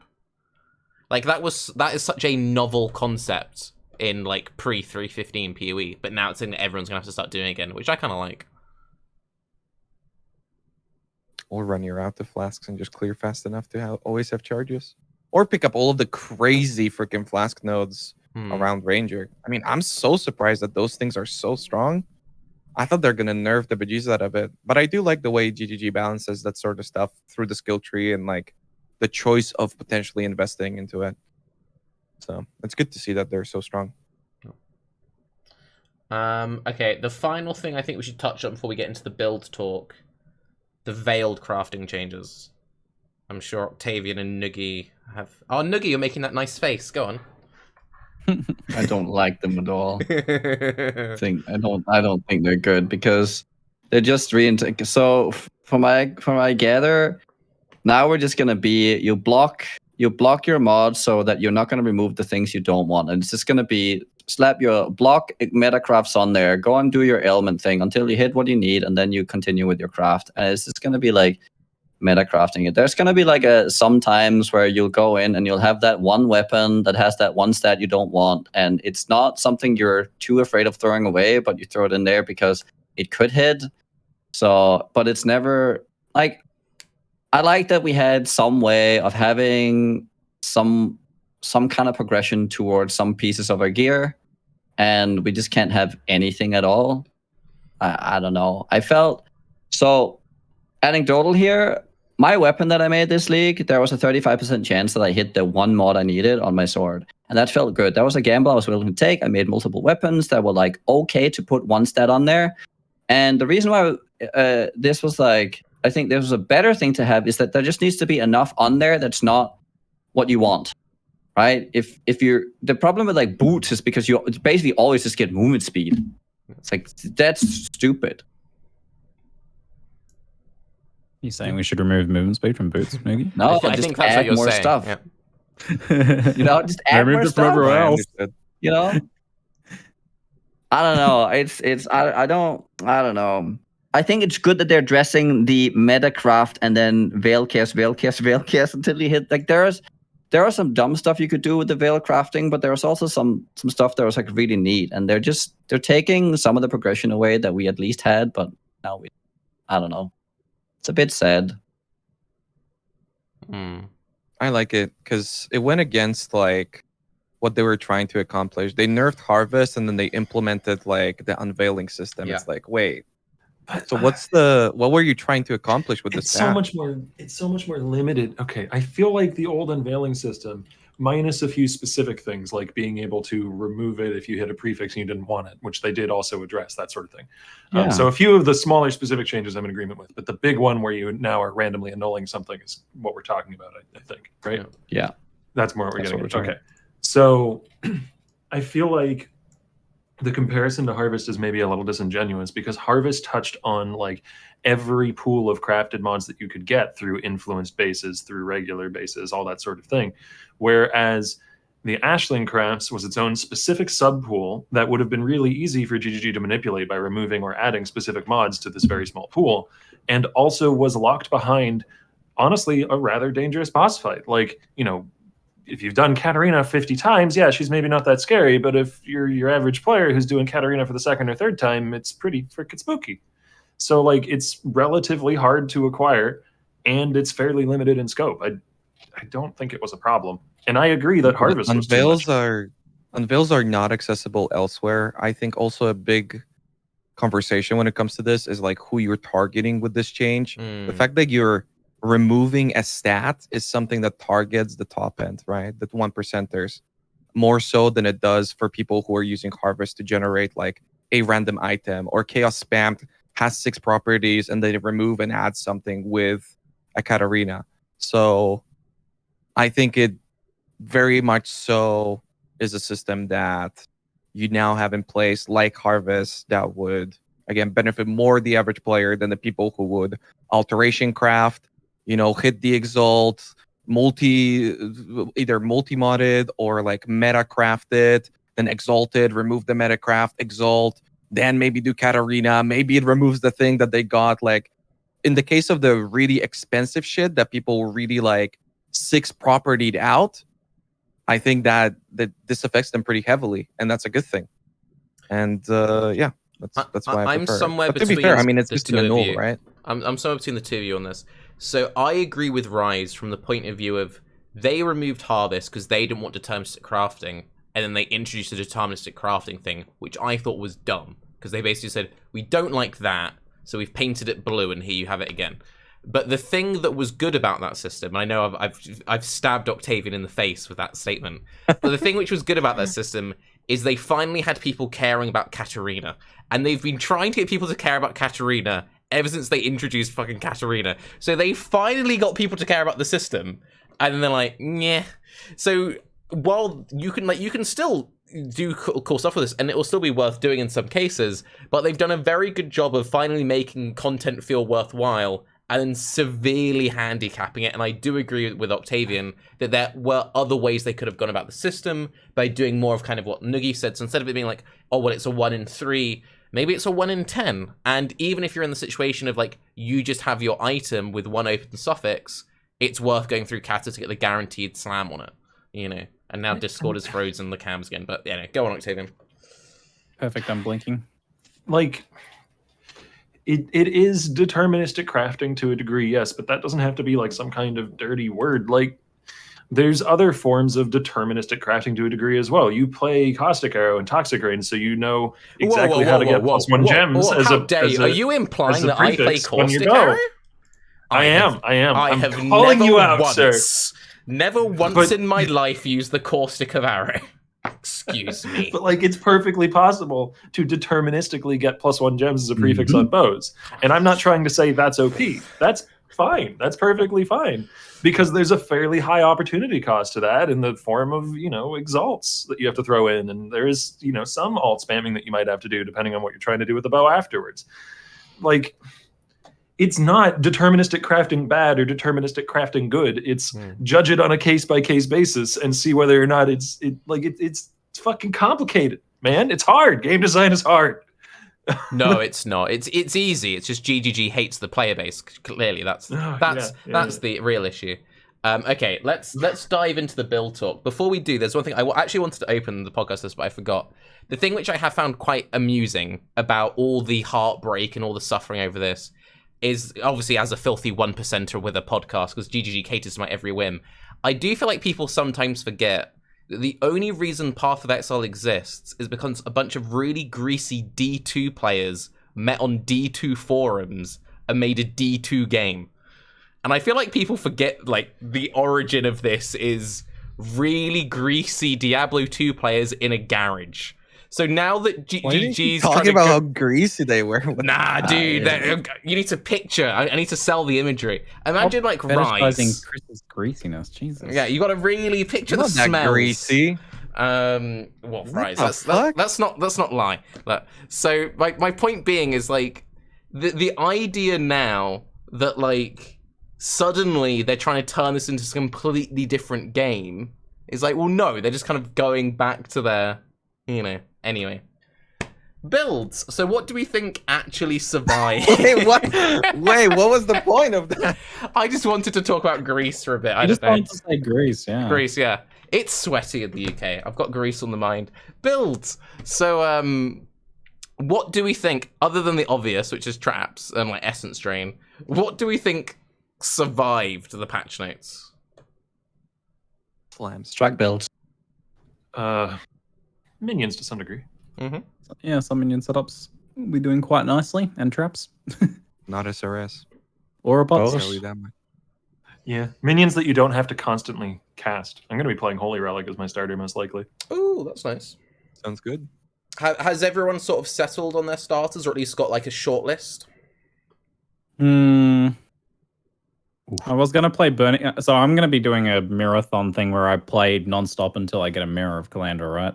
So I'm going to be playing a lot. So I wanted something like really smooth. And historically, the builds I've found the smoothest were like Burn Prolif. Mm-hmm. But so I'm like... I'm on maximum copium right now because I was going to play Burning Arrow, Ignite, Prolif, yada yada, Elementalist. And like I keep seeing the new things revealed. It's like, oh, Elementalist doesn't have element immunity anymore. I was like, okay. It's gonna be okay.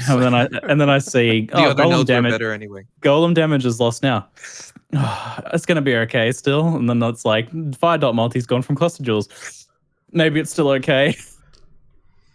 So Combustion has been removed from the game. That combustion change, I saw you complain about that, Raiz. That screwed me. I was so angry about that. It's unreal. It's so unreal. So for anyone who doesn't know, combustion used to give, I think it was up to 49% ignite chance. And when they were changing it, it now just gives 25%. It's so and dumb. they nerfed the gem like And 50% yeah. as well. It's crazy.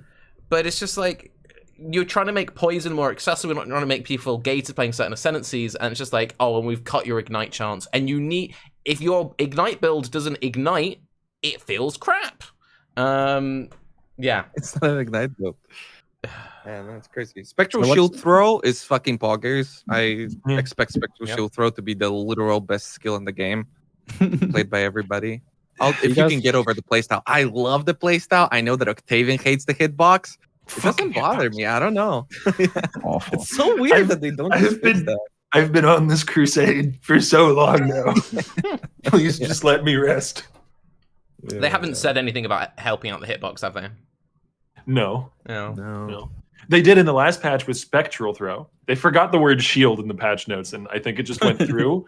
I really need to get in touch with somebody. It was funny, actually, the first time that I read that, I was like, oh, they're finally buffing. And then I read it, wait, there's no shield in this word. What is this skill? Yeah. I think the new skills have a lot of potential. I was asking though, what should I play now though, guys? Help, So if please. you ditched it completely, the burning area meme, you're like, I'm not doing this.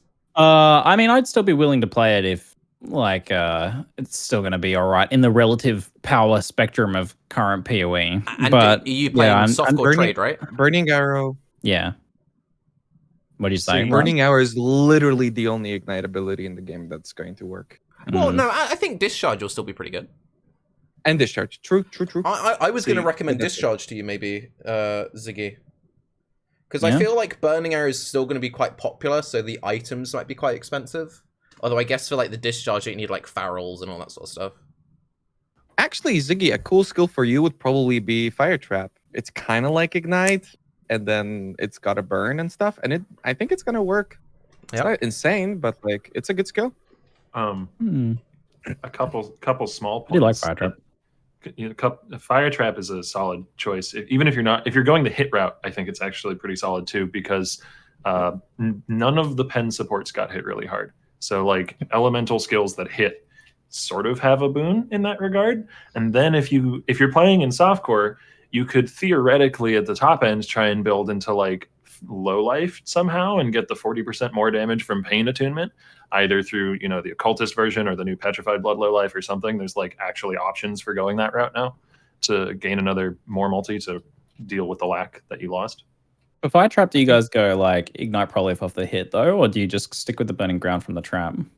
It's either the Burning Ground or you scale hits and just scale it like other traps. See, because that's the thing. I'm going to be playing so much. I think like the Prolif is the thing. I understand you get pretty good AoE with Fire Trap. If you were gonna like, I just want to play a lot and do damage, and you're gonna do traps, you do Doriani's Chest Arc Trap. That will have crazy map clear because it's Arc Trap. The Doriani minus boss lightning res stuff. You've got the buffed up lightning spire, and you play softcore. So you could be like double clusters, don't care, Doriani's, and you would delete everything. You realize that if you're wrong and I play this, that I'm going to be playing it for like 2 weeks straight, nonstop. You'll have fun with it. You can then watch some of everyone's going to come to you. You can watch some of my videos from, because I messed around with like Archetype Raider last week, and I did a bunch of like videos on it. And I'm like, for my recommendation to people is going to be Arc or Lightning Trap with Lightning Spire, and it's like you go Sab, you've got the immunity, you've got the damage, and if you play in softcore, you just shove Costages on it, and like you're not going to struggle for damage. The only thing that you might struggle with is staying alive, but like. That's any build in softcore. So if your thought process is, I just want to go fast, or I just want to be like tanky, you know what I mean? And if you want to be tanky with it, you can do some like mind of mouse. And again, I agree. The burning arrow stuff would be good. I just think you might struggle gearing it. I don't know like what you would do for the first like 4 or 5 days or whatever. If you Just want get a soft spell, you upgrade it and go low life, and you're good, dude. No problem. Do a ton of damage. I don't think that's like a big investment at all. Low life? I haven't seen low life on that before. Or is it Yeah, low life with the new gem that you Bloodthirst? scale HP, and then half of it gives you like 2% damage. It's a ton of damage that you can get for burning arrow. It's pretty good. If you're the name of the support. if you're scared of Ignite not performing well enough, and you're interested in Prolift, though, I actually think Pathfinder Poison Prolift builds are going to be in a pretty good spot next league. Some of the that sort of thing. Some of the dot gems that got nerfed obviously will hurt its damage, but Plague Bearer basically lost nothing because it didn't have damage supports anyways, so it doesn't give a shit, and Plague Bearer is obviously quite strong. And then there's the buff to Poison as a baseline, which will help compensate for some of the damage loss from the support gem changes. And Pathfinder is great in a meta where Flasks charges are harder to come by. So, and you played that build before and you quite enjoyed it, didn't you? The Dark Skull and Skydraw stuff, Ziggy. okay. I thought you were talking to me. Not that I remember. You played oh it. wait, no, I did play a Poison Prolift build at some point, but I have a terrible memory, dude. I don't know. I played so many builds in PoE. Maybe. Well, there you go. It's a brand new skill. You've never played it. You've definitely played it and done videos on it and stuff. Scourge sounds exhausting though. What's smoother? You could do Spell Poison with BV. Make my build Wouldn't have right the now, highest single target, but it would zoom. Does it zoom? I mean, with Plague Bearer, it zooms. It's a poison bone Plague Bearer. I It's mean, like every poison build the now. slam. Do you like the slam stuff, Ziggy? Does that hurt your fingers? Because that's still like slams. look There great. is no way I'm playing slams for like 2 weeks straight. I was exhausted last time playing it. Okay, this is officially just become give Ziggy his league start. Okay, Yeah, no, this please. is the safest one.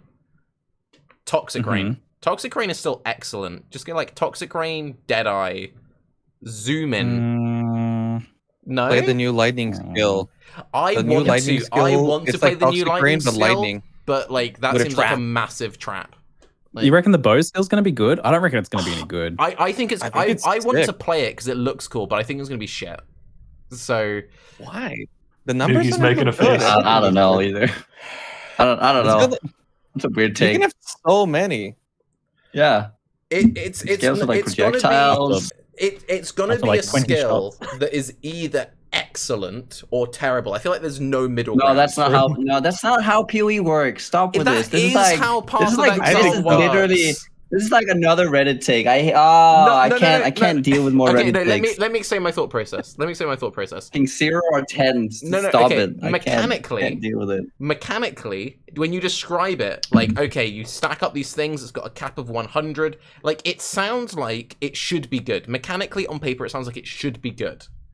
But we don't know how much gear it's going to take to do damage. So that's why I'm saying it's kind of like an all or nothing thing.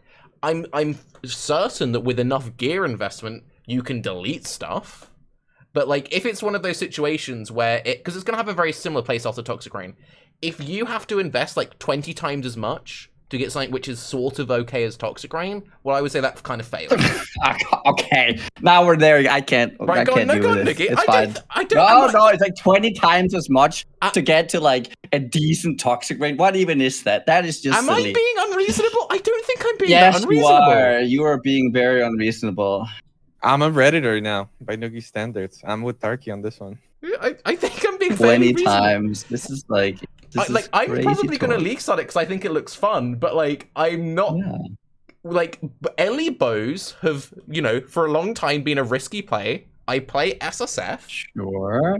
So Sure. it's a risky, it's risky. Would you Well, not? I don't agree? know why you need to put everything on such a hyperbole, and everything is like 20 times 0 or nothing. I don't know, man. So ED Contagion will be pretty good too. No, next league, I'm enjoying probably. this conversation. We're sticking to this. Sticking to this. It's just These like hyperbole arguments all the time is literally the worst. okay. Maximum 100 arrows in the ground. Okay. It's a lot of arrows on the ground. Yeah, It's 20 shots. True. but we also don't know Put exactly. it in a trap. Well, that's what I was thinking, shoving it on a trap or something. But we don't know exactly how it's going to work either, because as far as I know, you shoot the That's arrow. fine, just say that then. Well, I'm going to explain, and maybe you can help me, Nuggy. You might be helping in my league start. You shoot an arrow, you shoot another arrow, and they can link up to 4 others. There's a thing about it can shoot out 4 beams. So if you can have 100 arrows, and those 100 arrows all overlap on one boss with 4 beams, excellent skill mechanically. But we don't know if there's a system where you can only ever have 5 arrows on a boss. You know how, for example, with Toxic Rain, a very similar mechanical skill, there's always a set amount of spread on the pods? If there's a theoretical cap on the amount of overlap, that could completely change how strong the skill is mechanically, which is why it's something which I said will probably either be very good, because if you can get 100 overlapping, that sounds excellent. But if it's a situation of you can only actually get 5 overlapping, well then that completely missells the skill, and it probably wouldn't be that great. And what if you can get 40 or 50 or 60? Well then 50 or 60 80, is probably pretty good. or 20? 20, I don't know. It depends. Just so you guys know, Tarke's camera doesn't work on the stream and in Discord at the same time. So any wild gesticulating that he's doing to emphasize these points, it's only for your benefit, Twitch. We don't get to see any of that. Yeah, Noogie hasn't seen the last 10 minutes of hand symbols I've been making at him. No, I've been very polite. I don't know. I think... So question, if you were to build it, Noogie, is your league start? Yeah. What advice would you give to people for Storm Rain? I would build it with flat damage and pen to start with. Yeah. Because those are gems that are not hurt very much, both the aura and the flat damage. Yeah. You can also do Trinity stuff, because that should still be pretty good. Mm-hmm. We don't know whether or not the chain gets affected by the GMP gem, like the less projectile damage. We don't know. Probably doesn't get affected. Oh, right. It says it's a beam. Exactly. So that could be really strong, just slapping on GMP on there. I ran some numbers. If everything hits, it has crazy high damage effectiveness. With the and obviously if just half hits, it's good. If a third hits, it's all right. Obviously, gear choice is gonna be interesting. I mean, we do have the new Veiled mod that gives you the pen stuff. It's really good. So attack based Ellie is actually in a pretty good spot. My Lightning Striker is looking really good as well for that reason that I played this league. So I think it's very hard to either count it fully in or fully out, or in either side of the spectrum, or just in the middle. It's just, we don't know. So it's either OP or useless, is what you're saying. Exactly. Another minor point for attack-based Ellie and Ellie hit gems, or Ellie hit skills in general, not as in Ellie hit the skill gem, but hit-based elemental skills. Don't mean to be confusing. Abyss is on the map device for 2C, and Shroud of the Lightless has a level 25 Ellie pen support, which is basically better than any other support gem, unless you can use Trinity or something for your Ellie hit-based builds. So Shroud is a very good chess piece next league. That's a very good. Right. Pick the next skill, someone. BRB. I'm sticking with Storm Rain still. Listen, you can put it in a trap, get Slave Driver gloves, okay? 10x. Use it on a Raider, Yep. pick up all the mana and Flask nodes, and use Arcane Cloak for damage. And it poggers too. Probably. That actually does sound pretty progress. Probably. I really am looking forward to Forbidden Rite. I think it's going to be super OP. I think the damage numbers look insane. I think if you can cover the sustain and not play a CI build, okay? Don't get baited into playing a CI build with it. I think it looks pretty nuts. It hits twice. From what I'm understanding, it's 12% of your maximum life as base chaos damage. The level 16 flat damage looks really strong. Yeah, I would like to league start with it, but the only problem is that if you do it on SSF, I think you have to kick things off with a totem, which I don't want to play. And in general, I think totems probably the most like safe way to scale it, but I think you can make it into like an ultra zoomy ability.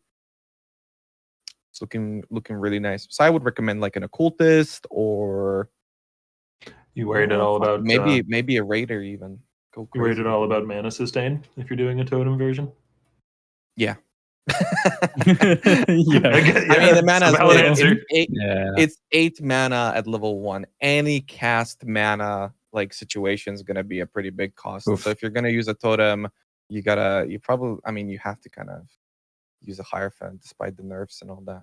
So that part kind of sucks, but I think it still does a lot of damage. And also another big aspect of it is getting the Spire of Stone, the stun prevention for totems. I think that's pretty crucial now for all totem builds, but a lot of people tend to forget about it. And the thing is too that it does send out projectiles, so you can also use Rain of Splinters on a totem, which at the measly cost, the measly cost of 20%, 30% increased damage on a high roll, you get 2 extra projectiles, which is nuts. Yeah. I do hope that you can have a pretty spicy build with Forbidden Rite.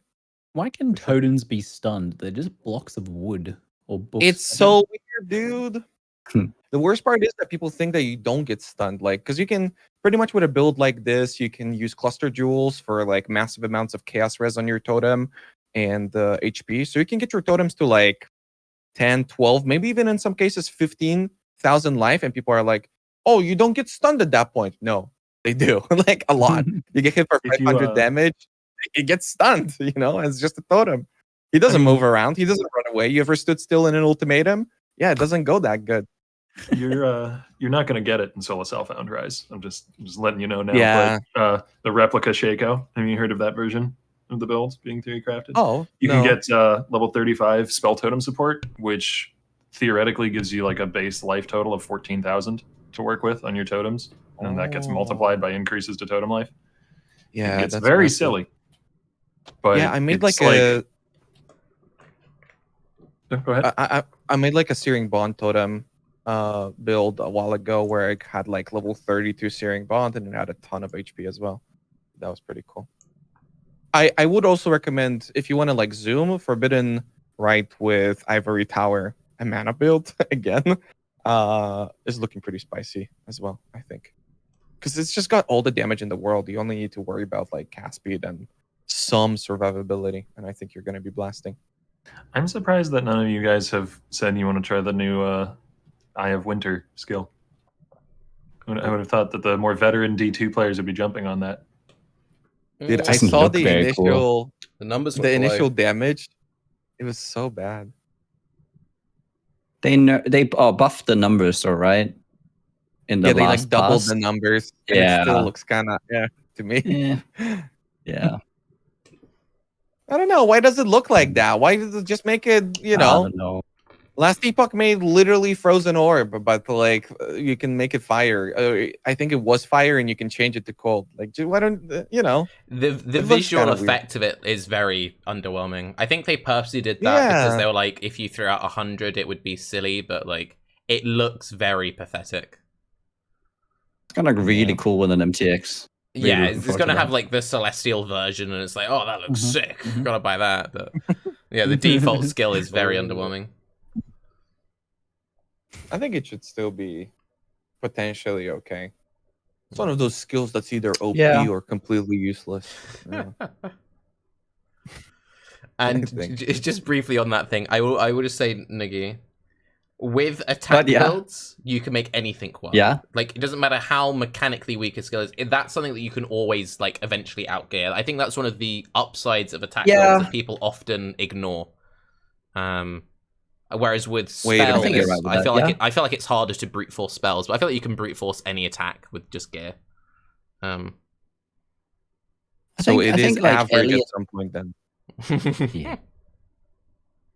I think generally attack builds right now and bow builds do look as if they are going to be like quite all right, honestly, with low investment, just because of Wrath and flat added gems. Like that can carry you very well.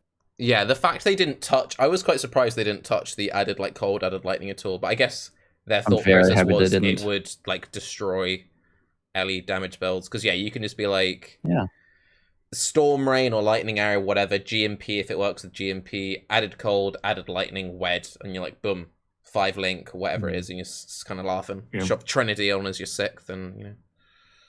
Hit-based LE builds in general don't seem to have been touched much by the nerfs, which makes some sense. You know, it was not the predominant form of the meta. Yeah. I mean, LE hit spells were pretty significant in the meta, I'd say, but those got more of a nerf because of like controlled destruction. I mean, there's like no self-cast builds now. It's like ED done.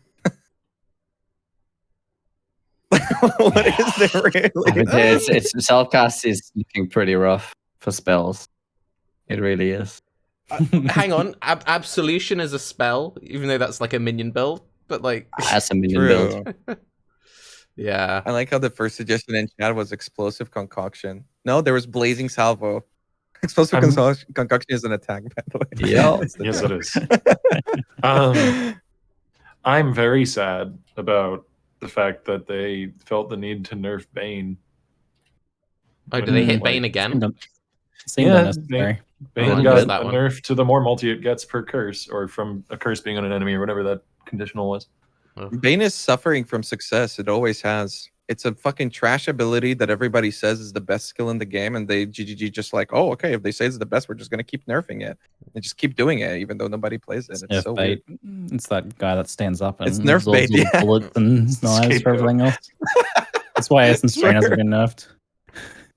So true. I will say on that, the one thing that did upset me about the trigger thing is how much that just like deletes all the fun like Azaneth Chant, Soul Rend, Corsica, Toxic Rain stuff, because it's like,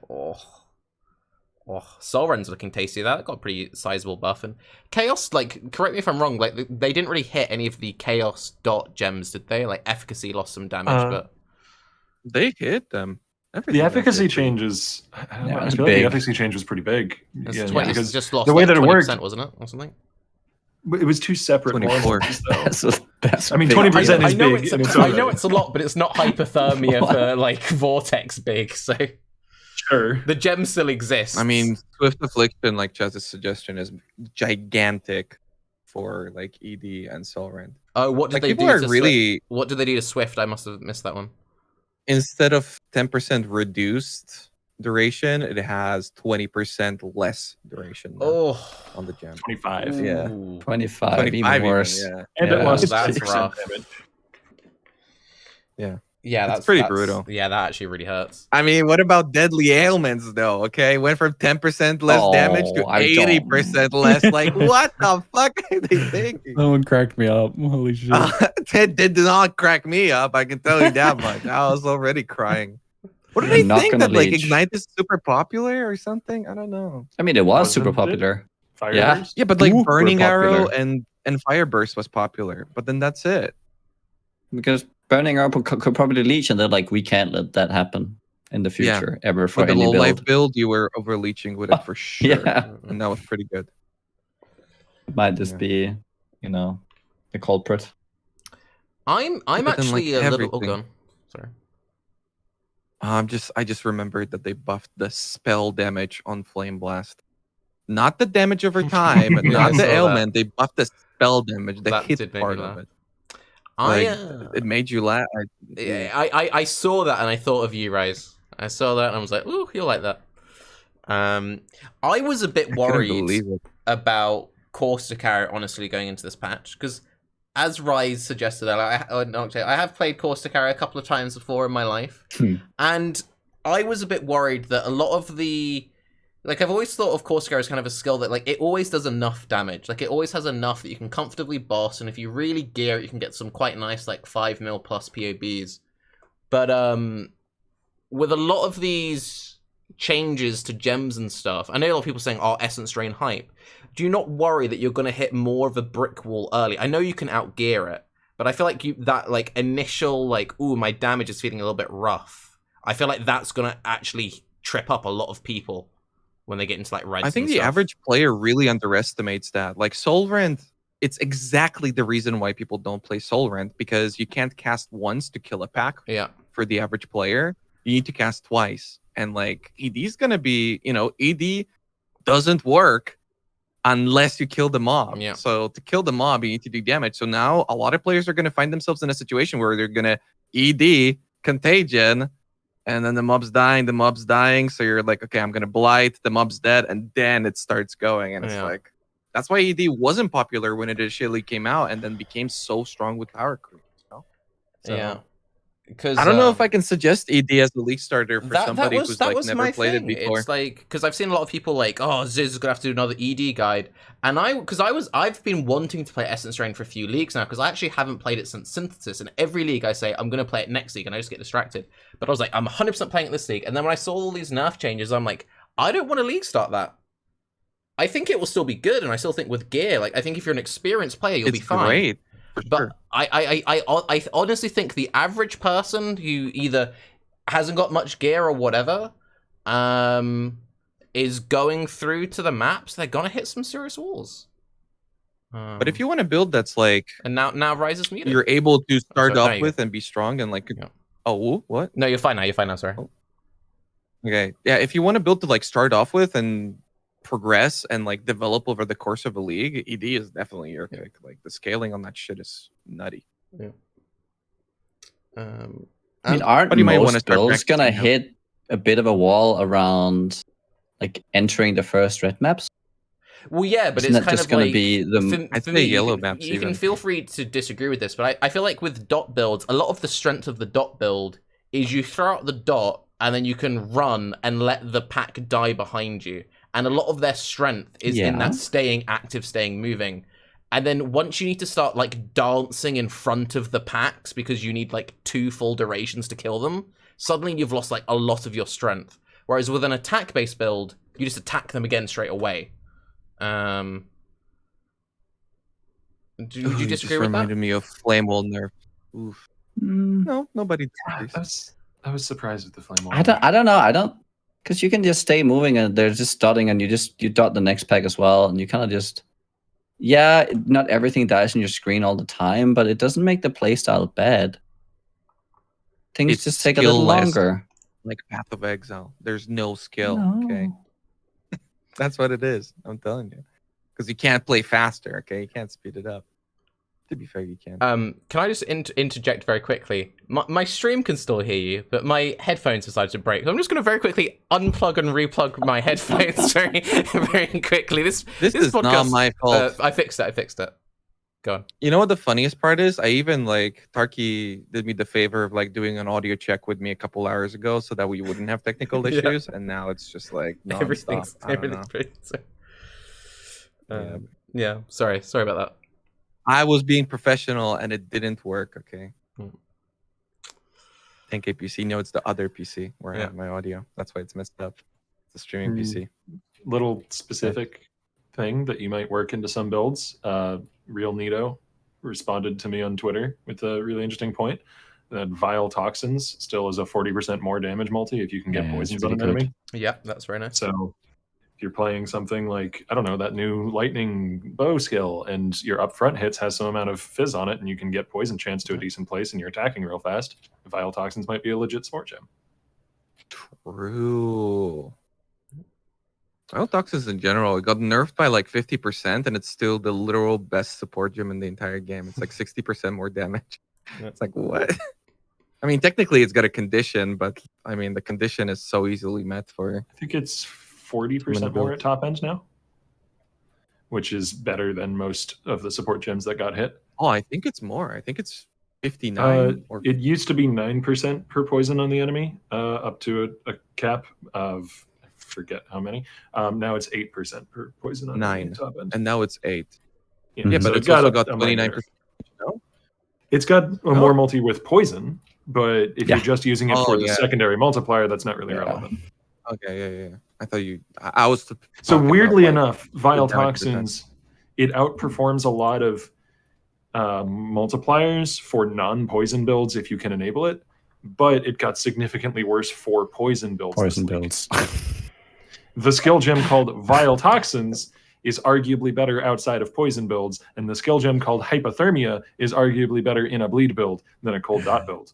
Yeah, but I feel like Great. some of the stuff like the hypothermia and the vault, I feel like that's just like a patch notes issue, right? No. Surely. So the hypothermia I mean, thing was hypothermia intended. was fucked for a long time. Hypothermia No. it was. I know it was. I spoke to people.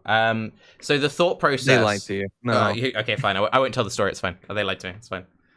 Yeah, actually, a bleed build No, could put it rather in context easily of the story, use please. hypo and vile. So the thought process was, and I don't necessarily agree with it, but it makes sense, was the cold damage over time multiplier added to hypothermia was kind of just tacked on when they introduced all the cold dot skills. And it kind of went against the identity of the gem. The Correct. gem was always meant to be, it's a conditional damage boost against chilled enemies. So they were like, we'll remove this silly thing we've just tacked on. There's other gems they can use. And they kept the hits and ailments. And then there was kind of a discussion of, should we remove the ailment aspect of it as well, so there isn't any confusion of people kind of like thinking that Vortex is an ailment or whatever? And then they were like, no, we'll just do that. That's a big enough change. And now we're in this weird, awkward spot where you can use hypothermia for a bleed build, but you can't use hypothermia for Vortex or a cold snap. And in that context, I kind of understand it. I don't necessarily agree with it, but it makes sense.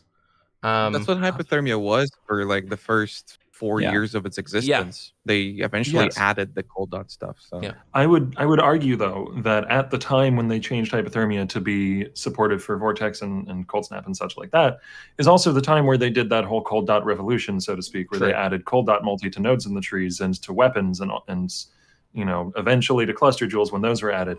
So like, the playing field changed significantly since when hypothermia was originally designed. Its identity became part of the cold dot. Like, I don't think that's a problem. I don't see the necessity for going back. I don't see why.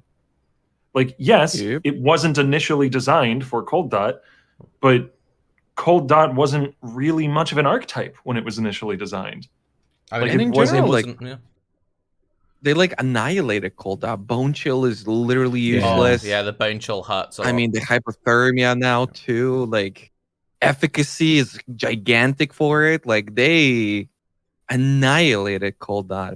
Poor Have you Mitchie. like run Mitchie's, like, the any? main cold guy. Have you looked at like a cold dot build?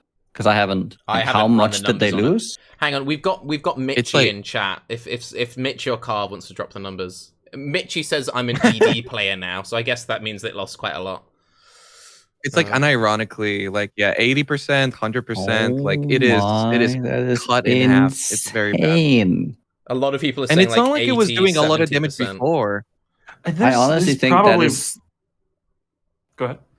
right. So I think for me, of all the changes, the murdering of the cold dot, I think is the one I'm the most perplexed by. Like that, the amount of nerfs. Not ignite?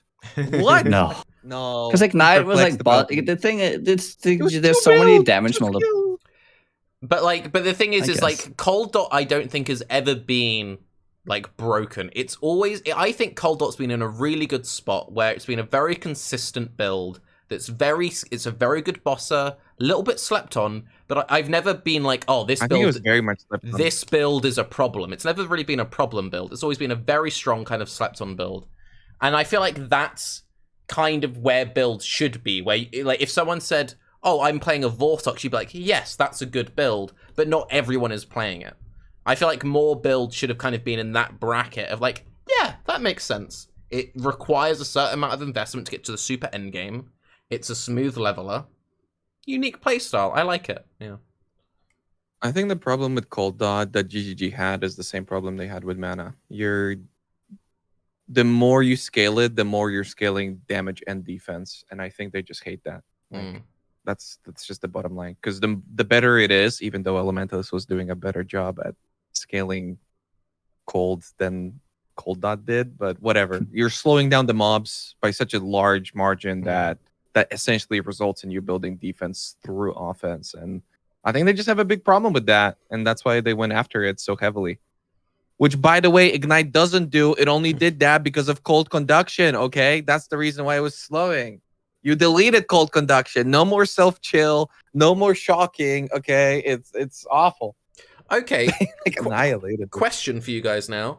So with that in mind, if you had to predict what the problem build will be for 3.15, what do you think it will be? Aura Spectral stacking. Shield Pro. Yeah, in what context? In like softcore trade, in solo self-found, and because I think it's going to be fairly different dependent. I think softcore trade, right? If we're talking about like the biggest problem. We'll do Okay, we'll do yeah. softcore trade first, then afterwards we can talk about like the hardcore SSF sort of thing. So yeah, for softcore trade, what are we saying? Aura stuff. Aura stacking, yeah. Yeah, I mean, party play is still going to be crazy, and party play is going to leverage some attack skill that has really good coverage. Maybe the new lightning arrow thing, maybe just rain of arrows like they've done before at league starts. It's still going to be good. As far, but like that, despite how potent that is, it does represent a relatively small portion of the community. Like most players are not doing party play. Everyone's Most players affected are by not it. with aura bots.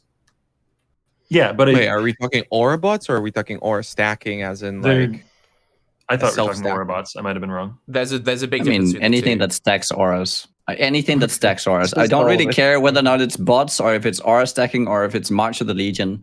It's all silly. It all makes... Anytime you bring an aura into a group and you're not one of them, you feel so dumb. Like grouping up, like the difference in the difference in experience from going into a group with an aura bot and then coming in with a few friends and you all have different auras and you actually have great synergy. You're like, what are we even doing with our lives? It's like you just give me my aura bot or I don't want to play with you. So hang on, Yeah, would it's you very say it's extreme. an all or nothing, Nugi? No, I saw that This too. is That somebody's saying actually- that he's being hyperbolical, but I think Nugi's very No, much I correct. agree, Like, I agree. It is. This is one of night the and few day. cases where it is actually night and day. Yeah. One of the few places in PoE. I do completely agree. For the record, I was just catching there. So I think we've solved Ziggy's problem. So either you or Amy will be going aura bot. We've solved Ziggy's league start ways. Out of interest, then, Niggy. So how would you have approached the aura problem? I don't know. It needs like a full balance pass on its own. I don't know the best way to address auras.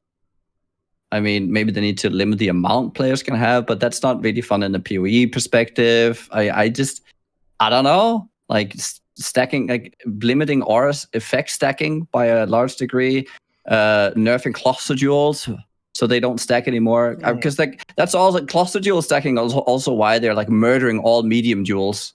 To the point Yeah. where they're like, if you're an SSF and you put on a median duel, you're like, why do I even bother?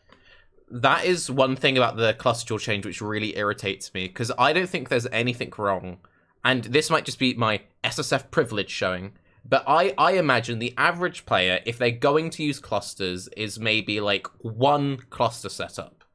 You know, maybe a medium into a small, or a large into two mediums, into some duels, right?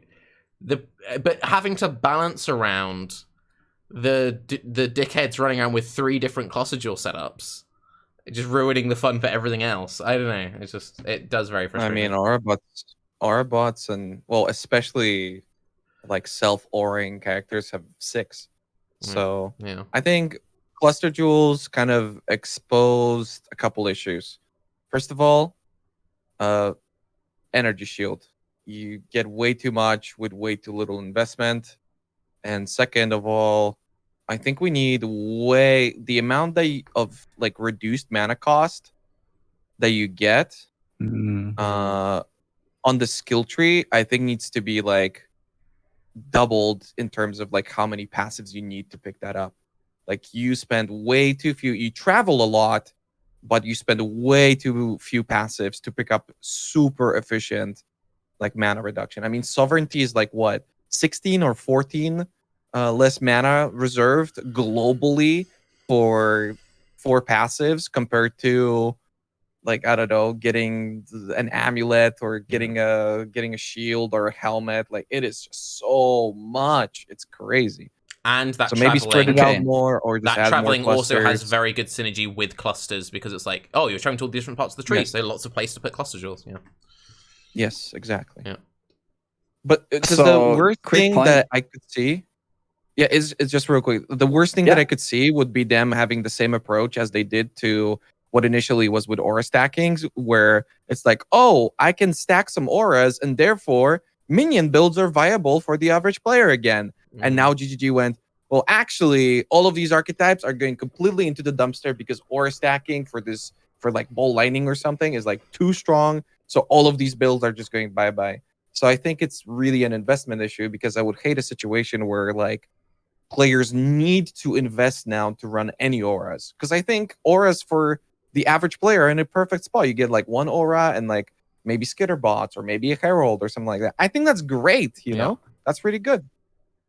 And also will fuck over mana builds, and I don't want that more, you know, if you change that. So save mana builds, please, God. I think the problem with addressing the RMR on the tree, like reduced mana reservation on the tree, in the way you suggest by adding more, you make it so that you can't find a reasonable investment if you're trying to, on your non like aura stacking build, trying to like fit in like an extra aura.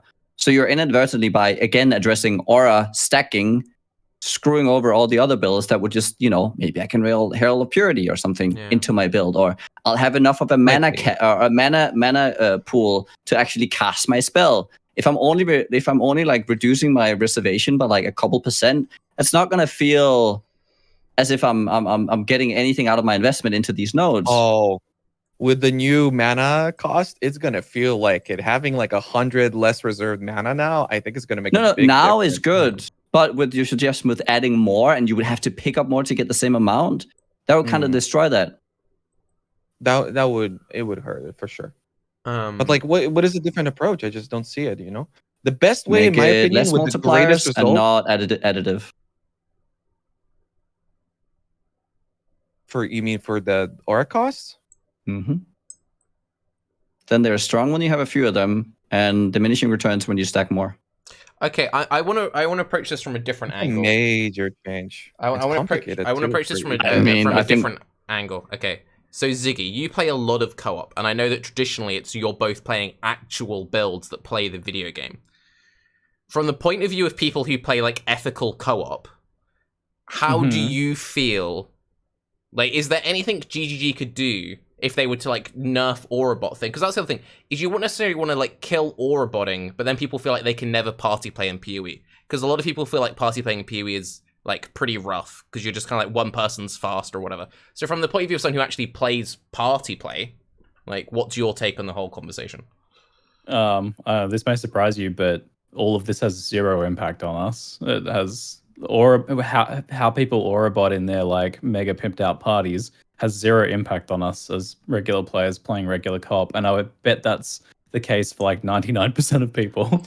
Yeah, like, I've watched Ziggy's stream. Okay, he's practically an aura bot without the auras. He just gets carried by Amy. That's very. He's like that's running very around true. killing everything, and he just picks up alchemies. I've seen it every single league. All right, That's true. It's not even fair.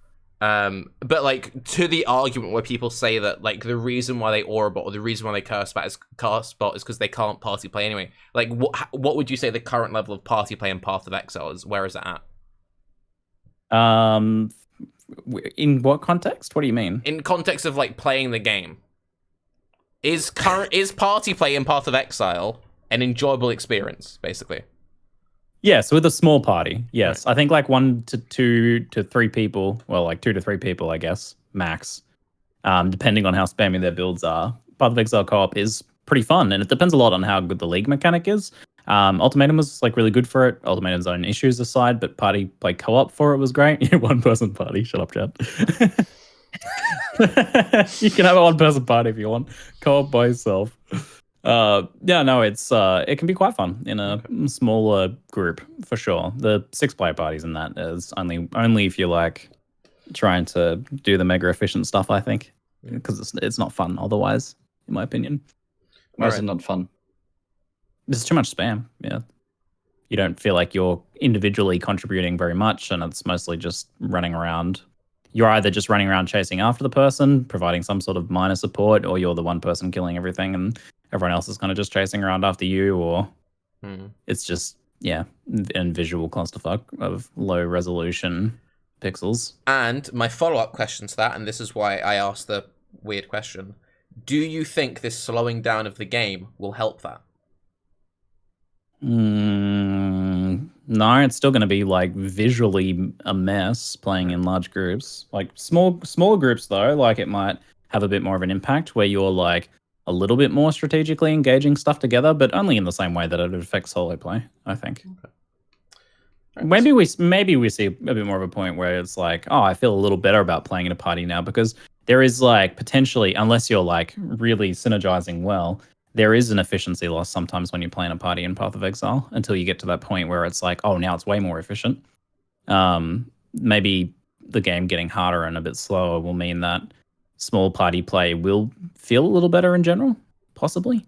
It's really hard to say which direction it'll go.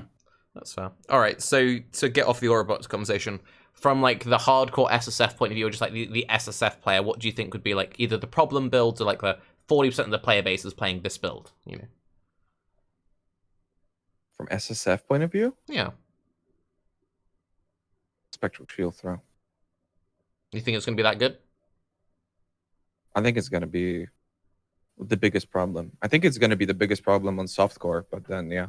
The thing is that some people will hate the hitbox thing, and that's going to be... Because, like, when you're playing Spectral shield throw, it's like you're playing an FPS, you know? You got to click the head. Like, it is... It is... Yeah, you got to get used to it for sure. But I think it's just so ridiculously powerful the way they changed it. I don't know. Okay. It's like KB. Oh, yeah. And also, no, yeah. And then ED. I'd say ED. Because I think SSF players in general just have some more patience to develop their character. Go on, Maybe Nugi. I see you thinking. No, I'm just thinking, like, how much stronger is it compared to what it was? Spectral shield throw. Yeah. In terms of single target, that good. It's not that much stronger, but in terms of clear, it'll clear like multiple screens with one attack. Because they made it so that bleed explosions, or are we no, that's because they made the small projectiles also chain, and the small projectiles actually deal damage now. So every time it's going to hit, it will chain probably what's going to be 4 times. It's 3 times, but probably at gem level 21, it's going to chain 4 times. And every time it hits, it releases 13 small projectiles that then also chain twice. So every time you hit, you have the potential of killing 26 mobs times 4. Which is, it's a lot of mobs. Yeah, it's 3, but it's probably going to be 4 chains, chat. Wait, is it 3 projectiles? There's a lot of 3s in chat. It's still a fuck ton. I thought it was, I don't know. That is a big difference, 13 and 3. That is a big difference. It's still OP though, I think. That is a big difference. What the fuck? 13, okay, I could see, but 3 is like, I don't know. I mean, it has it always had a bit of a problem with target cap when you smash it into like really big packs. Because I've played Spectral Sphere for quite a bit. So I don't know. If it's 3, I don't think it's going to be that big of a problem. It's going to be a really good build because of the numbers on the news. 3 like times 2, you know? It's still a ton of targets. Because if you miss one of them, or... Yeah, I mean, if you miss, then it doesn't do anything. No. Like they don't. You don't have a control over like in what direction they fire out, right? Like it's just like 3 after you hit the thing and 3 projectiles pop off. Yeah. All right. Well, without going lost in the number thing, let's go back to like our starter stuff. So Octavian, what's your like starter picks for you personally? I'm looking at Holy Relic, so a sort of generic summoner leveling start into Holy Relic. I'll be playing a trade hardcore, so I'll be able to buy the unique helmet within a few days, hopefully, of league start. We'll see. It's not that high demand, so it shouldn't be more than like maybe 20 or 30 chaos in the first week. And the build can just be summoner, whatever, until I do that. What about you, Niggy? Ooh, I'm still undecided, but my three main ones that I'm considering right now is Blade Trap, Yeah. Shield Spectral Throw, and what's the other shield thing? Like one of those two. Shield Felix. Crush or something. Yeah. I don't know how good that, like, they did some changes to that, right? So it's like a lot weaker now. They like nerfed it. But I mean, well, the thing Yeah. is that it could scale when we get the level 20 gems because Yeah. none of these did that before, but now they do. Spectral Shield Throw is the same way, where with levels it increases the amount of like flat damage you get per armor or evasion. I would anticipate that it scales. This is purely speculation. I don't know anything. Like, I've not really done any testing of this league, but like, I imagine what probably happened is they released the numbers looked crazy, everyone was like, this will be insane, and they're trying to make leveling hard, so I would just guess they probably just like change the tapering, because they do that quite a lot. They're like, oh, we'll bring the like levels 1 to 5 down and bring this up, so because we don't know if they've hit the actual like end game numbers at all, do we? We only know the level 1 gem info, right? So True. yeah, I don't think we can really Wait and see with the 20 gems how that pans that out. should come out soon. I'm kind of surprised that you weren't interested. Wait, did you say Helix? Was that one of your options? Yeah, Felix? Felix, is that what we're calling him? I was a bit confused by that. Yeah. How would you Felix, build? How would you build Mr. Felix then? I think I would build him very much like probably around Ellie first, because it's the easiest to scale with since you don't really need a good weapon. So yeah, very much like probably Raider, because I think you'll need good movement speed. You need to go through the pack and like place them at the right places. So I think Raider is probably the correct move. Phasing is crucial for that build. Yeah. So I think that's how we would do it. I think it's really, and I think that's actually one of the places they've done really well with this patch, is that it's so hard to pick what skill you want to go with. Because I have a list here of like the 10 builds I'm considering, which is Blade Trap, SST, Felix, Concoction, Voltaxic, Boom, Storm Rain, Rage Vortex, Forbidden Rite, Reaper, and Absolution.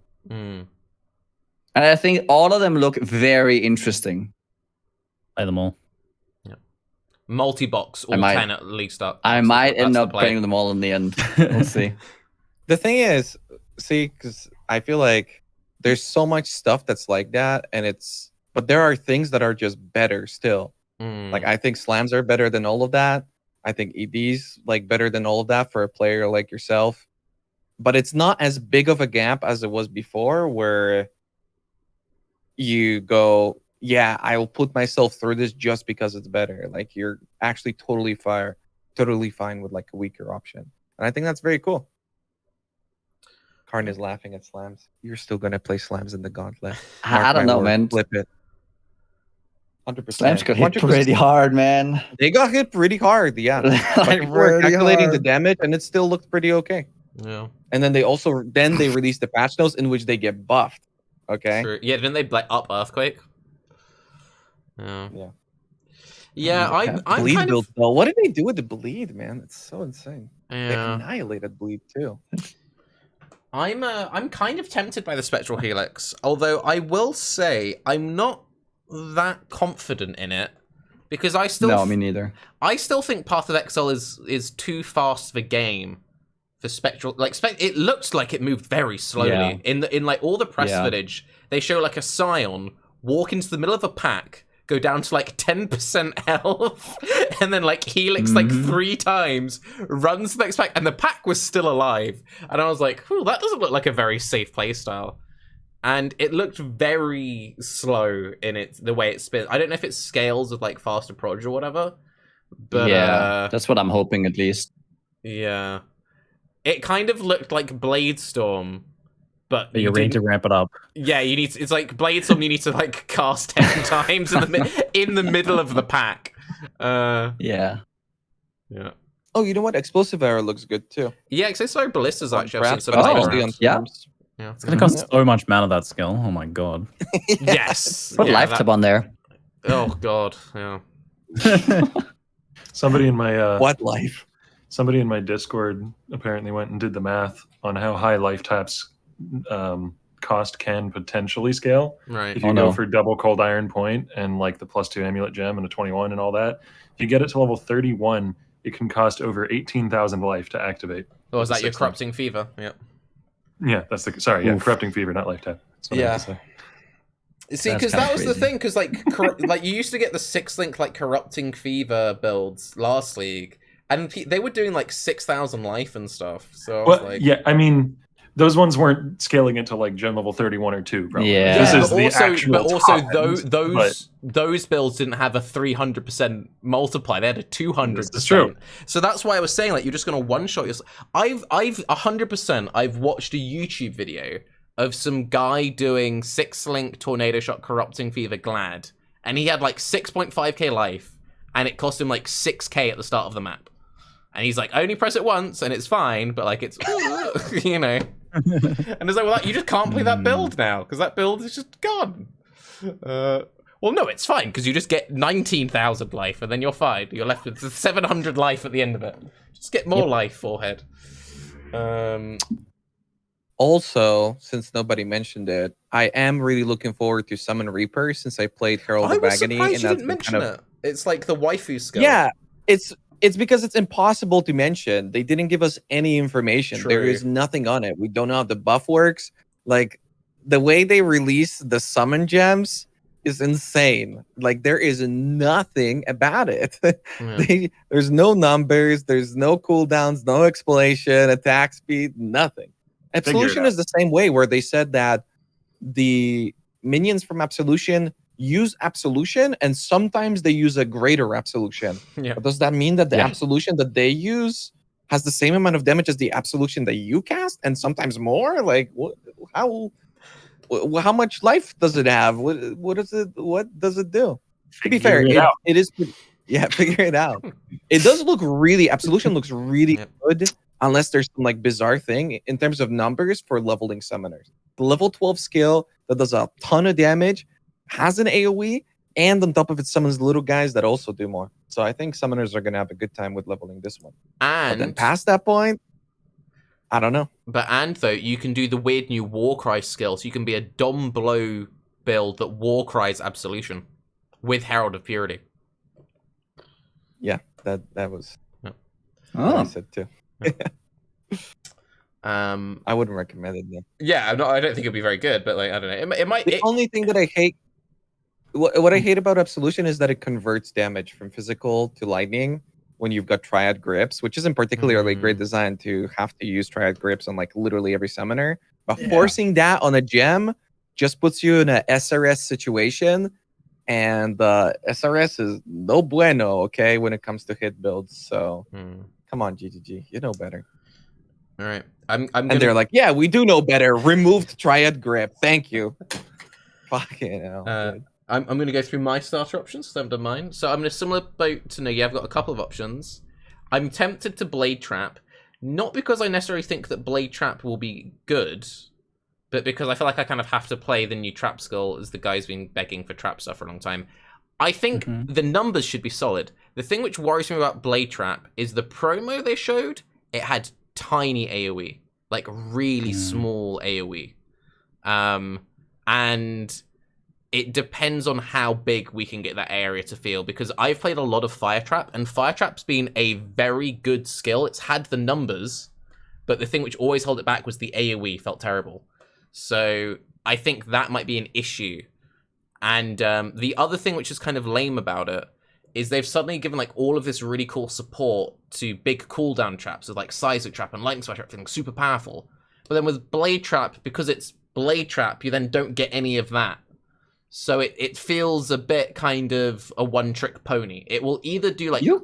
Go on. You could. You can scale both. Turkey Cat, read Discord. Because you've been missing it for like an hour now. Sorry. I gotta interject. I will have to exit full screen to read Discord. Yeah, I know that. Oh, okay, no. Cool. There we go, fixed. Whoa. It's fine, it's fine. It's fine. No, I'm very aware of it. We do have baited connections coming up soon, so that's why I was doing my little roundup thing. So, let's do our kind of like closing thoughts. I want everyone to recommend one build to play and one build not to play. And also I suppose I keep saying baited connections. Me and Pi have a running joke that I keep saying it, and also she keeps messing up her intros because someone once said Baeclast to her, and if you watch the last episode, she messed up her intro like 5 times. Nice. But no, baited expectations is starting up soon. So yeah, everyone, one build to recommend and one build to avoid. Ziggy, go.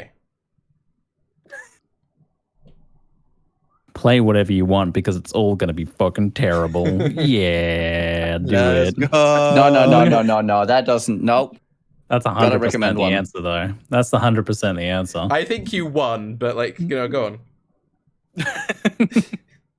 on. Build to avoid. I'm gonna say avoid the new bow skill as a league starter. I think. What? Yep. I'm gonna say that. Crazy talk. I think Crazy it's a trap talk. as a league starter. I don't think it's gonna be very good as a It league could starter. be a trap, actually. You You could have could? said avoid Firestorm and you didn't. It could, Cracking I said what? lance.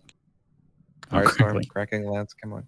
It could be a crackling lance. Firestorm Nobody might got the actually be joke, I'm sad. playable now. So if you really wanted to play Firestorm, you could play that. That might actually It's be playable. like Now. 17 It has times fireball worse. level of damage now. Okay, it has fireball It level of doesn't. What do damage. you mean? They cut ignite damage by half. It's terrible. Don't If I do go that. ignite with it, jeez, obviously. So go on, Wait, Raiz. hit? So I guess, Raiz, your avoid is Firestorm then? Go Firestorm traps. Yep, do it. Yeah, avoid Firestorm. Be cautious of Eye of Winter. I don't know. Yeah. And don't play Mana Bond because we're all having a Mana Strike. Okay, don't touch Mana Bond. So GGG recognizes their mistake. There you go. Right, go on, Octavian. Because if there's one person playing it, you know they're going to nerf it again. They're like, ooh, there's still one guy. All right, now I'm done. Sorry. Firestorm, by the way, it was a joke. Things that can scale really hard off gem levels that like having Empower in their links. It's the main reason why I'm going for Holy Relic as a starter, because it's one of the hardest scaling minions with gem levels.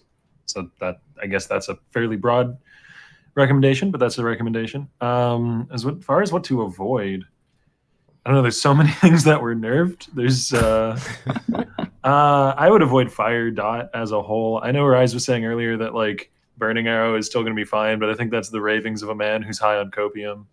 We'll see. Only low life. Only low life. And it's still high investment. But I think it's... If you can get enough damage, it's so mechanically strong. But I wouldn't recommend it the same way I wouldn't recommend ED to, like, you know, people without experience with the skill. Yep. Right, go on, Nikki. Okay, I would avoid playing Eye of Winter. Yeah. I feel like I would avoid playing that. Yeah, I don't know. That could be because you lock yourself into like self-casting. I don't know. That's scary. That's very scary. I feel like you lock yourself into a very scary archetype that's hard to get out of. Yep. And what would you I mean, recommend? if you put it in a totem, maybe, I don't know, or maybe you put it in a trap. But I mean, okay, if you self-casting it, I would probably like be careful of self-casting spells. Let's put it like that. Okay. Then everyone's Your happy. backup skill is Cold Dot. You know, that's not good. I mean, You've got Frostbolt Ice Nova, which is probably still okay. True. That's actually a good skill. That's what I'm recommending because I forgot to recommend. There you go. Frostbolt what are you Ice recommending? Frostbolt Ice Nova. Nova. Frostbolt Ice Nova. Oh, yeah. Throw it in a shroud and use Cold Pen. And you got 2 good links already. There you go. All right, I finally have my recommendation. Me Go on the on. side. Go on. Tectonic Slam, Chieftain Totems. Do it. That would be Okay, that's good. actually I gonna be think good. that'd be good. Yeah. That Slammy could be good. That sounds very playable, very league startery, also very satisfying, fun. Chieftain's passives and with totems and leeching to you and everything is like super fun as well. So Just do it. Do it. I would recommend Rage Vortex. I think. I like this Really? work. Yeah, I think so. Ooh. I think that'll be good. I think That's that'll an be iffy good. one. I think that is a no. I think so. You know what I'm gonna say, Nugi? I feel like that's I mean, either it gonna might be not, but- really good. Oh, really? Quantrix was talking about it. I'm like, he's usually not wrong. It's my only issue with it is you only get the one, which that is a little bit scary. And you're having to use all of your rage for the ability. And I mean, I would probably not play it on SSF. I'd play it on like what's it called? Trade. And I'll get the shield. Like have the big rage. Run fast. Pew pew. Because it sits on the enemy and slows down on like bosses and stuff, and you don't need to be constantly attacking for it. I would use it in like a 4-link with some damage links and maybe an essence mod, and then like a 6-link other skill. Like the thing is, okay. Like the thing is here, if it ends up just being a utility, you're still playing a melee berserker, which I think will do just fine this league. True, that's very true. Berserker best melee, no doubt. Right. It's the best. So I feel like it's a safe attempt because you have a good way out of it. For me, for my recommendation, I recommend that people do lightning or arc traps with lightning spire. I think that's going to be very safe. I would probably suggest that you run the lightning spire as your 6-link, and you do a 4/5-link arc or lightning trap. I think that'll be very safe. If you pick up a Deerstalkers like day 1, then shove arc in there as your 5-link. That will carry you, and then you have 5/6-link lightning spire in chest. You'll get through everything absolutely no problem. And I'm sticking to it. The build to avoid is Essence Drain. I have no doubt that Essence Drain will be a perfectly good build for people who know what they're doing. But I think so many people are actually going to really struggle with Essence Drain because they're just going to have the situation if their Essence Drain doesn't clear the pack, you're screwed. Like, if you're like having to seriously sit and blight blue packs, like in your early like white map progression, that's gonna feel really bad. And I don't think people appreciate how much damage it's lost. And for the same reason, I'm kind of afraid of Corster Carrier. Like with that Swift Affliction change and everything, like if you're not killing the packs, like you'll be able to gear it, but like I no longer think it's the safe recommendation for just any like new player. I think a lot of people actually really struggle with it. So yeah. But yeah, I think that's it. I'd like to thank everyone for hanging out. We'll be doing another podcast, the first proper weekend of Expedition League, and then we'll get to talk all about Expedition. Obviously today we just talked about the balance stuff because there was a lot of balance stuff to talk about. Expedition League. Yeah, Expedition. I mean, we'll get into that on the next one, but yes. Thank you, everyone, for checking us out, and we'll see you in a week. See you. Yay. Right. Thank you very much. We'll host Baeclast now, so people can go run. Yep. Nice. Yep. Nice. Thanks for the show. You're welcome. Thanks. Goodbye. Octavian. And if anyone in chat is wondering why we need to run so desperately, there's a very professional internet situation where basically you've got to take turns, and it's like, my turn on the internet. Comcast is garbage. That's why. Yeah. Maybe if Comcast wasn't garbage, I wouldn't have said they're garbage in front of 6,500 people. But they are. Hey, so goodbye. Okay. I simulated Burning Arrow with level 1 gems across the board, no flasks, because that's basically what the flasks are now. Yeah. And I got rid of most of the cluster jewel stuff. And it is 3 million combined DPS for 1 stack. That's it. That's playable. That's playable. Fucking insane. Yeah? That's not an Awakener, right? Let me check.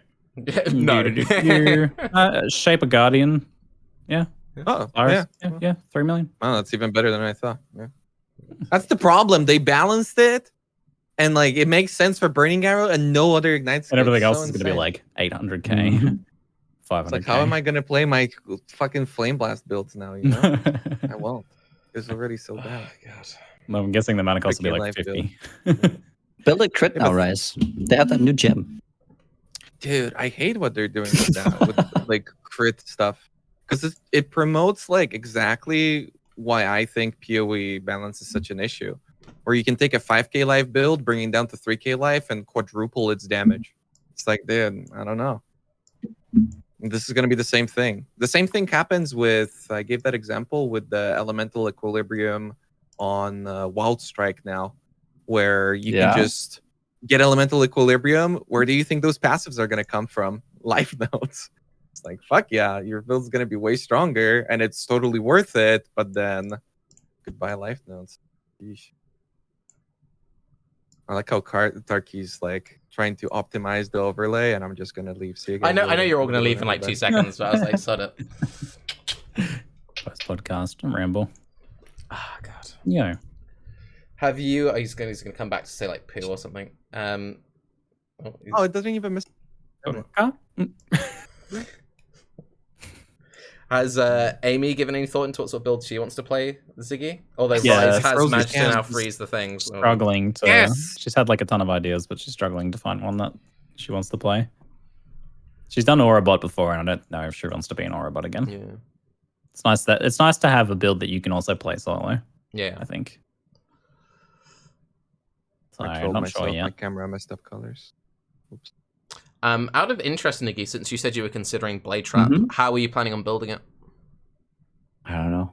Mm.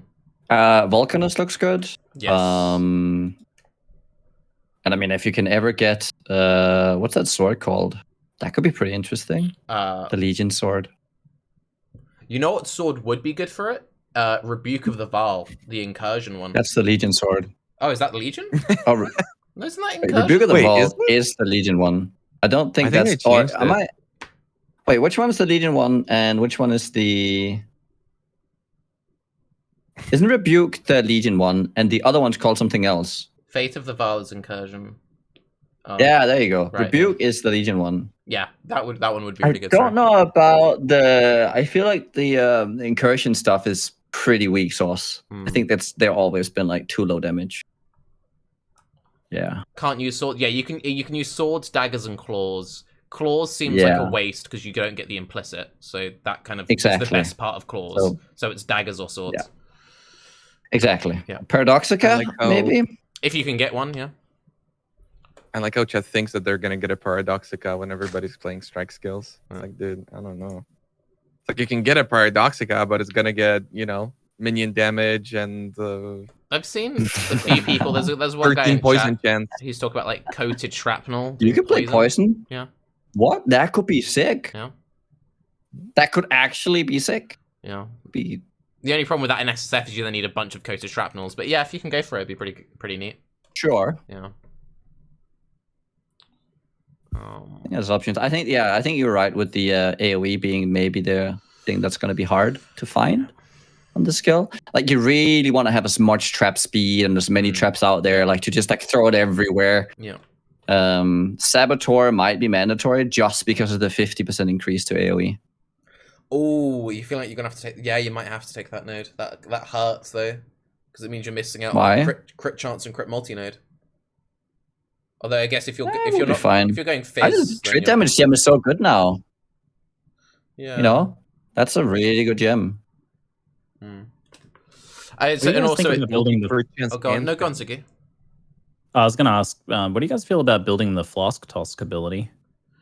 That's like such an I think it'd be unknown, but good. I'm interested in it. I do you think build it it then? has potential. I don't really know how I would build it. I tried looking at a POB for it, and I was just kind of like, That's where I'm at. what am I Yeah, doing? what do I sort do of with thing. it? Build it as think ignite, you go dude. Scion. 30% more ignite damage. Lol. Here's an important lesson about co-op.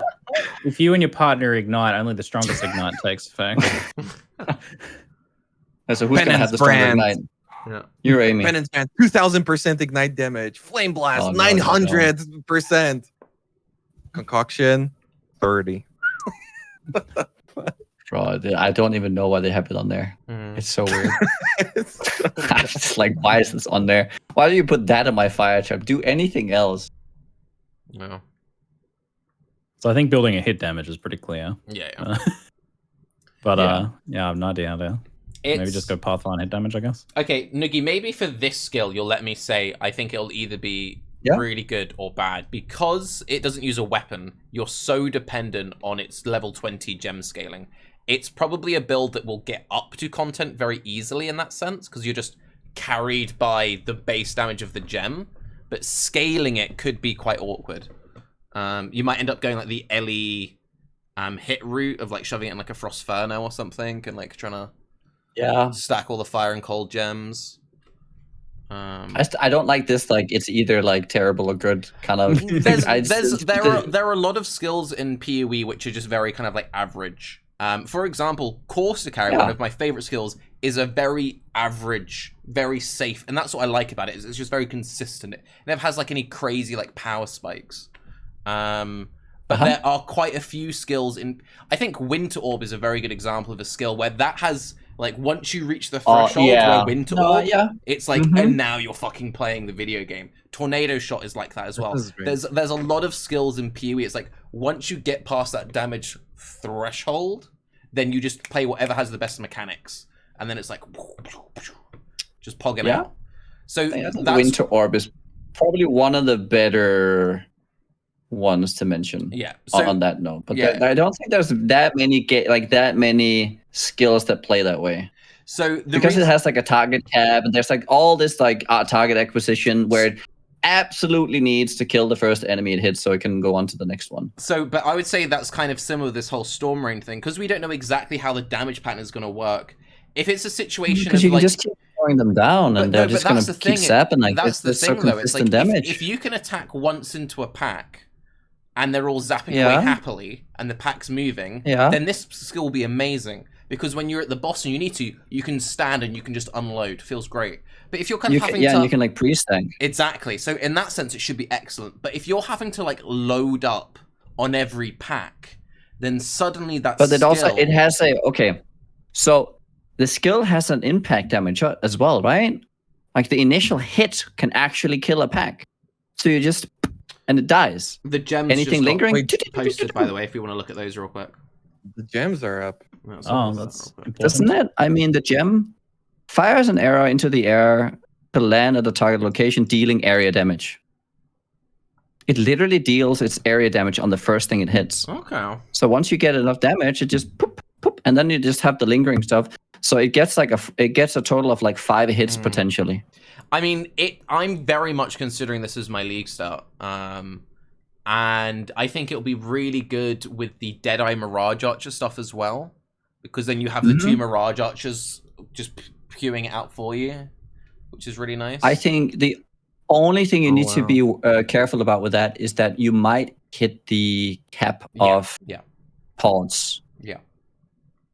And also... does less duration work on that? Like, can we make them beam faster? No, beams are like tags. 0.5. Yeah.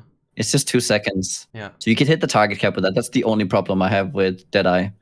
And also, otherwise, Deadeye actually looks really good with it. Do we know if for example you use it with the ballista? Does the ballista have the same cap as you? Do you get 100 and the ballista gets 100, or is it 100? Yes, so I don't know. Like there's a lot of things about it. Like on paper, mechanically, it's honestly the kind of skill that you need that dude to make like the Reddit thread with paint, and he's drawn the circles. You know, he's like, I've had 100 hours in this skill, and I've mapped it all out, and this is the thing, you know. Wow, how bizarre. Damage. Shield charge doesn't scale. Oh, shield crush, sorry. And then storm rain barely gets any damage, but then arrows fire beams every 41 seconds. But they can only fire 4 anyway. No, but that's a good thing. That means it's faster, so you can layer more. And it's more consistent. Well, technically, that would make it a bad thing, no? Because then you have less of them. What? But then you can scale more attacks because there's a cap per target, right? But if they fire faster, then they disappear faster, and they don't like change the one. I don't think it's the limit of how many times they fire. Just very quickly, sorry. Apparently, I was right. Shield crush scales from 3 to 4 to 4 to 6. Called it. Oh wait, it does. I just checked and I checked it wrong. Oh yeah, that's what I thought too. Good. But I think it was higher before. No, still. Yeah, apparently it used to be 6 to 8 or something. But I mean, still 4 to 6 sounds pretty good. Yeah, it's good. It hits twice, so it's good. Yeah, because you can like, shotgun with it. Yeah. Oh my god, Forbidden Rite's damage is insane. Yeah, Forbidden Rite is the thing about Forbidden. I didn't even get to talk about that much either. The fact that it has target enemies around you is like the most quality of life of a skill can have. The amount of time you have a self-cast skill and one monster stands behind you and it doesn't get hit is the most annoying thing ever. This thing is just like you go like halfway through a pack, everything's dead around you. Everything. Do you think that it's going to target stuff behind you? I don't think so. Yeah, for sure. it's just gonna be a 360 around you, and it's just if there's anything around you in your vicinity, it'll target it. Yeah, it does say extra projectiles towards enemies around you. Mm-hmm. It's a big deal. I don't know. I think even if it targeted in a cone, like this skill is so good. How do the numbers for Eye of Winter look? Not good. Yeah. They look bad. It deal The effectiveness 169 is 40%. to 254 Oh, wow. cold damage. It fires 8 at the end.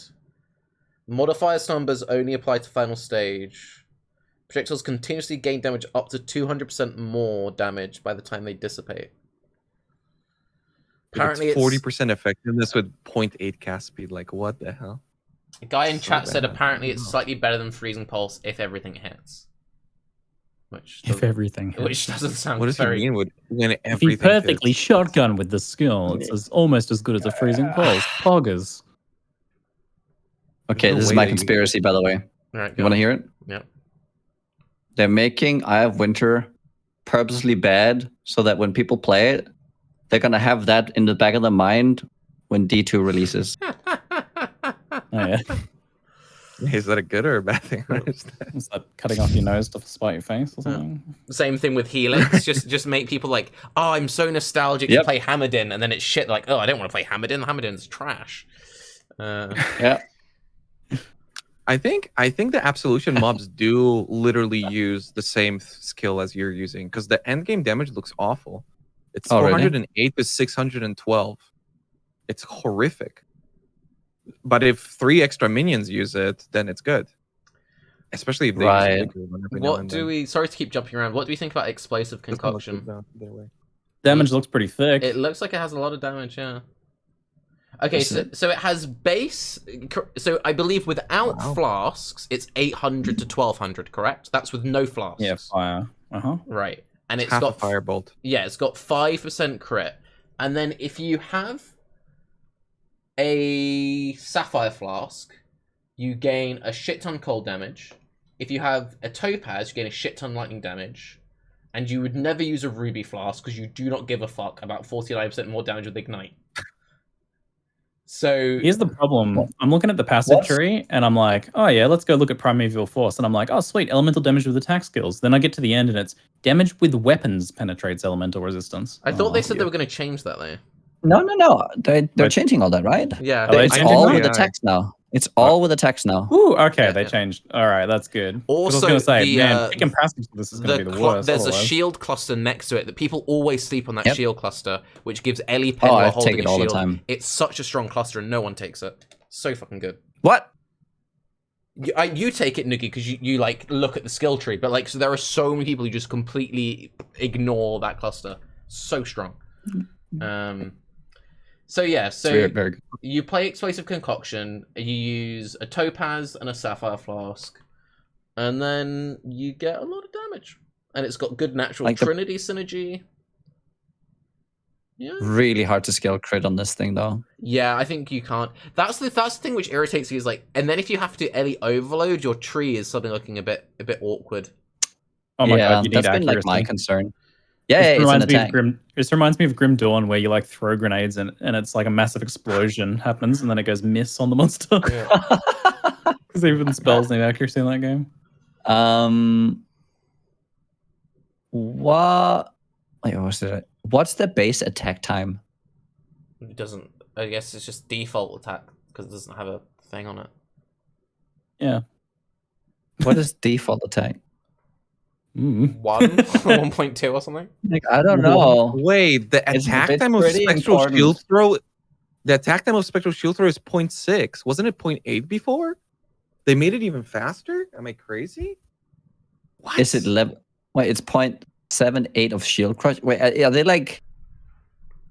Do they scale over time? Like, do they get No, more and no. more attack time? What's- 7/6 is Oh, the number it in shield does. crush. It does. It does. Ziggy, Goes with levels. what's the wording on quivers? Are quivers what's the ranged attacks or ranged bow attacks? What do you mean? What on quivers? The wording on their mods, because they changed it to stop it from affecting spell builds, but you could potentially use a quiver instead of a shield for a bunch of damage. Let's have a look. Apparently people are saying it's bow attacks. Yeah, I think most stuff they specified bows, but you can probably still stat stick with them a bit. It's a shame it's not ranged attacks, because if it was ranged attacks, then you could use this. Should be kind of neat. PoEDB has like fizz damage to attacks, fire damage to attacks, cold damage to attacks. That doesn't specify bows at all. Unless they've changed it. All right. Increased attack speed, all that stuff. Let's do a quick final summary, because I did say that we were going to host Baeclast. So, looking at some of the new gems, what's standing out now that wasn't before? Looking at the numbers of these new gems for you, Shield Crush. Wasn't before. or like just what you looking at this Nugi? What has you pump? Like you're like, ooh, Shield Crush looks tasty. A lot of people saying Yes. Forbidden Rite. I mean, Right, but it always looked tasty. You just do Forbidden Rite totems, right? Yeah. As a starter, most likely. Yeah. It's unlikely you'll be able to fit this into a shell and survive on anything but totems. I think at some point people will be able to fit it on self-cast, but it's a difficult thing to do because it hurts. Yeah. I mean, honestly, Mana Bond the numbers look insane. The skill looks They do? boring to play, but the numbers look great. Yeah, it's 34% of missing mana. It's got a base damage of 500 average, and it's plus six length per 25% of unreserved maximum mana you have. So even if you're running around with like 4k mana from like 8k, you're gonna be hitting really hard. Yeah. And have really good AoE when you're clearing. Yeah. 0.8 cast time. It sucks that the cost is 5% mana. I was hoping that it's going to be 6 like old Archmage, but yeah, the numbers look good. It's a good skill. Why does it need to be 6? It's just the higher, the less mana you would have. Well, you can find other ways to like spend more, but you're actively trying to not have mana, you know? It's just like... Sure. Yeah. But I mean, you could scale cast speed better then and just have that. Yeah, for sure. Question. It is a hit ability, so. Question. Can you stat stick Blade Trap? Like using an axe or a mace in offhand? Wait, can you? I think you might be able to, because it gains bonuses from dual wield. It gains 25% increased rotation speed and an additional rotate.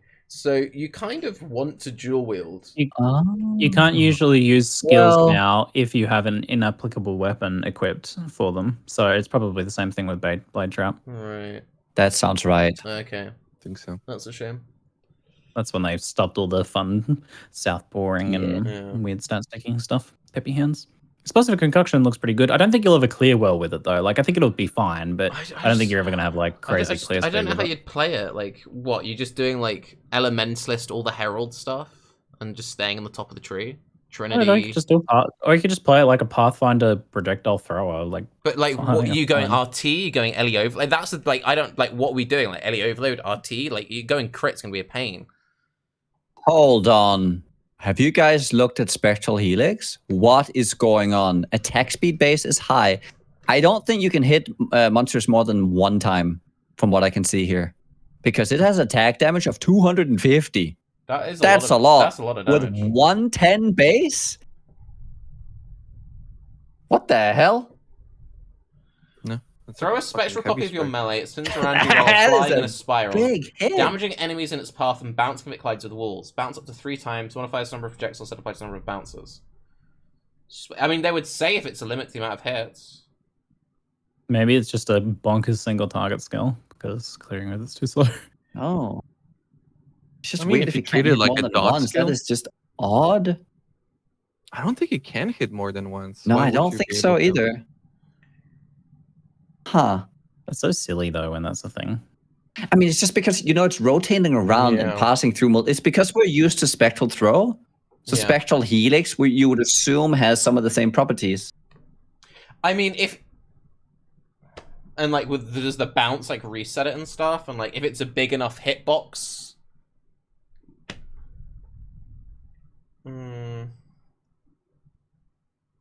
I mean, the projectiles don't hit the more fact than that it once has by attack default. speed. Like it's true, projectiles don't hit more than once by default. So And Spectral Throw can. True. but doesn't have like a Yeah, and special it's a line spectral of skill. text. Doesn't have a line of text. Probably, yeah. All right. Well, anyway, And Raid Storm is so weird. No idea what to think about it. we're Raid gonna Vortex, sorry. host Pi, and chat's gonna enjoy Baeclast. I would like to Oh, my thank Baeclast. I'd like to thank everyone for hanging out with us. We will be doing more of this, don't you worry. I'm sure we're all going to have lots of starter videos as well, so you can pick our brains. Nope. Invalid username. Whoops, I've messed that up. Raid? Did you type in beta connections? No, I think I did the full, like, raid twitch.tv pi by pi. There you go, that's working over now. You know what the best bug about raiding was? When it first came out, and you would host unhost, it would allow you to do it, but then you couldn't type in the command Yeah. unhost, and then you couldn't unhost them. Right, we're going. See ya. Bye. Bye.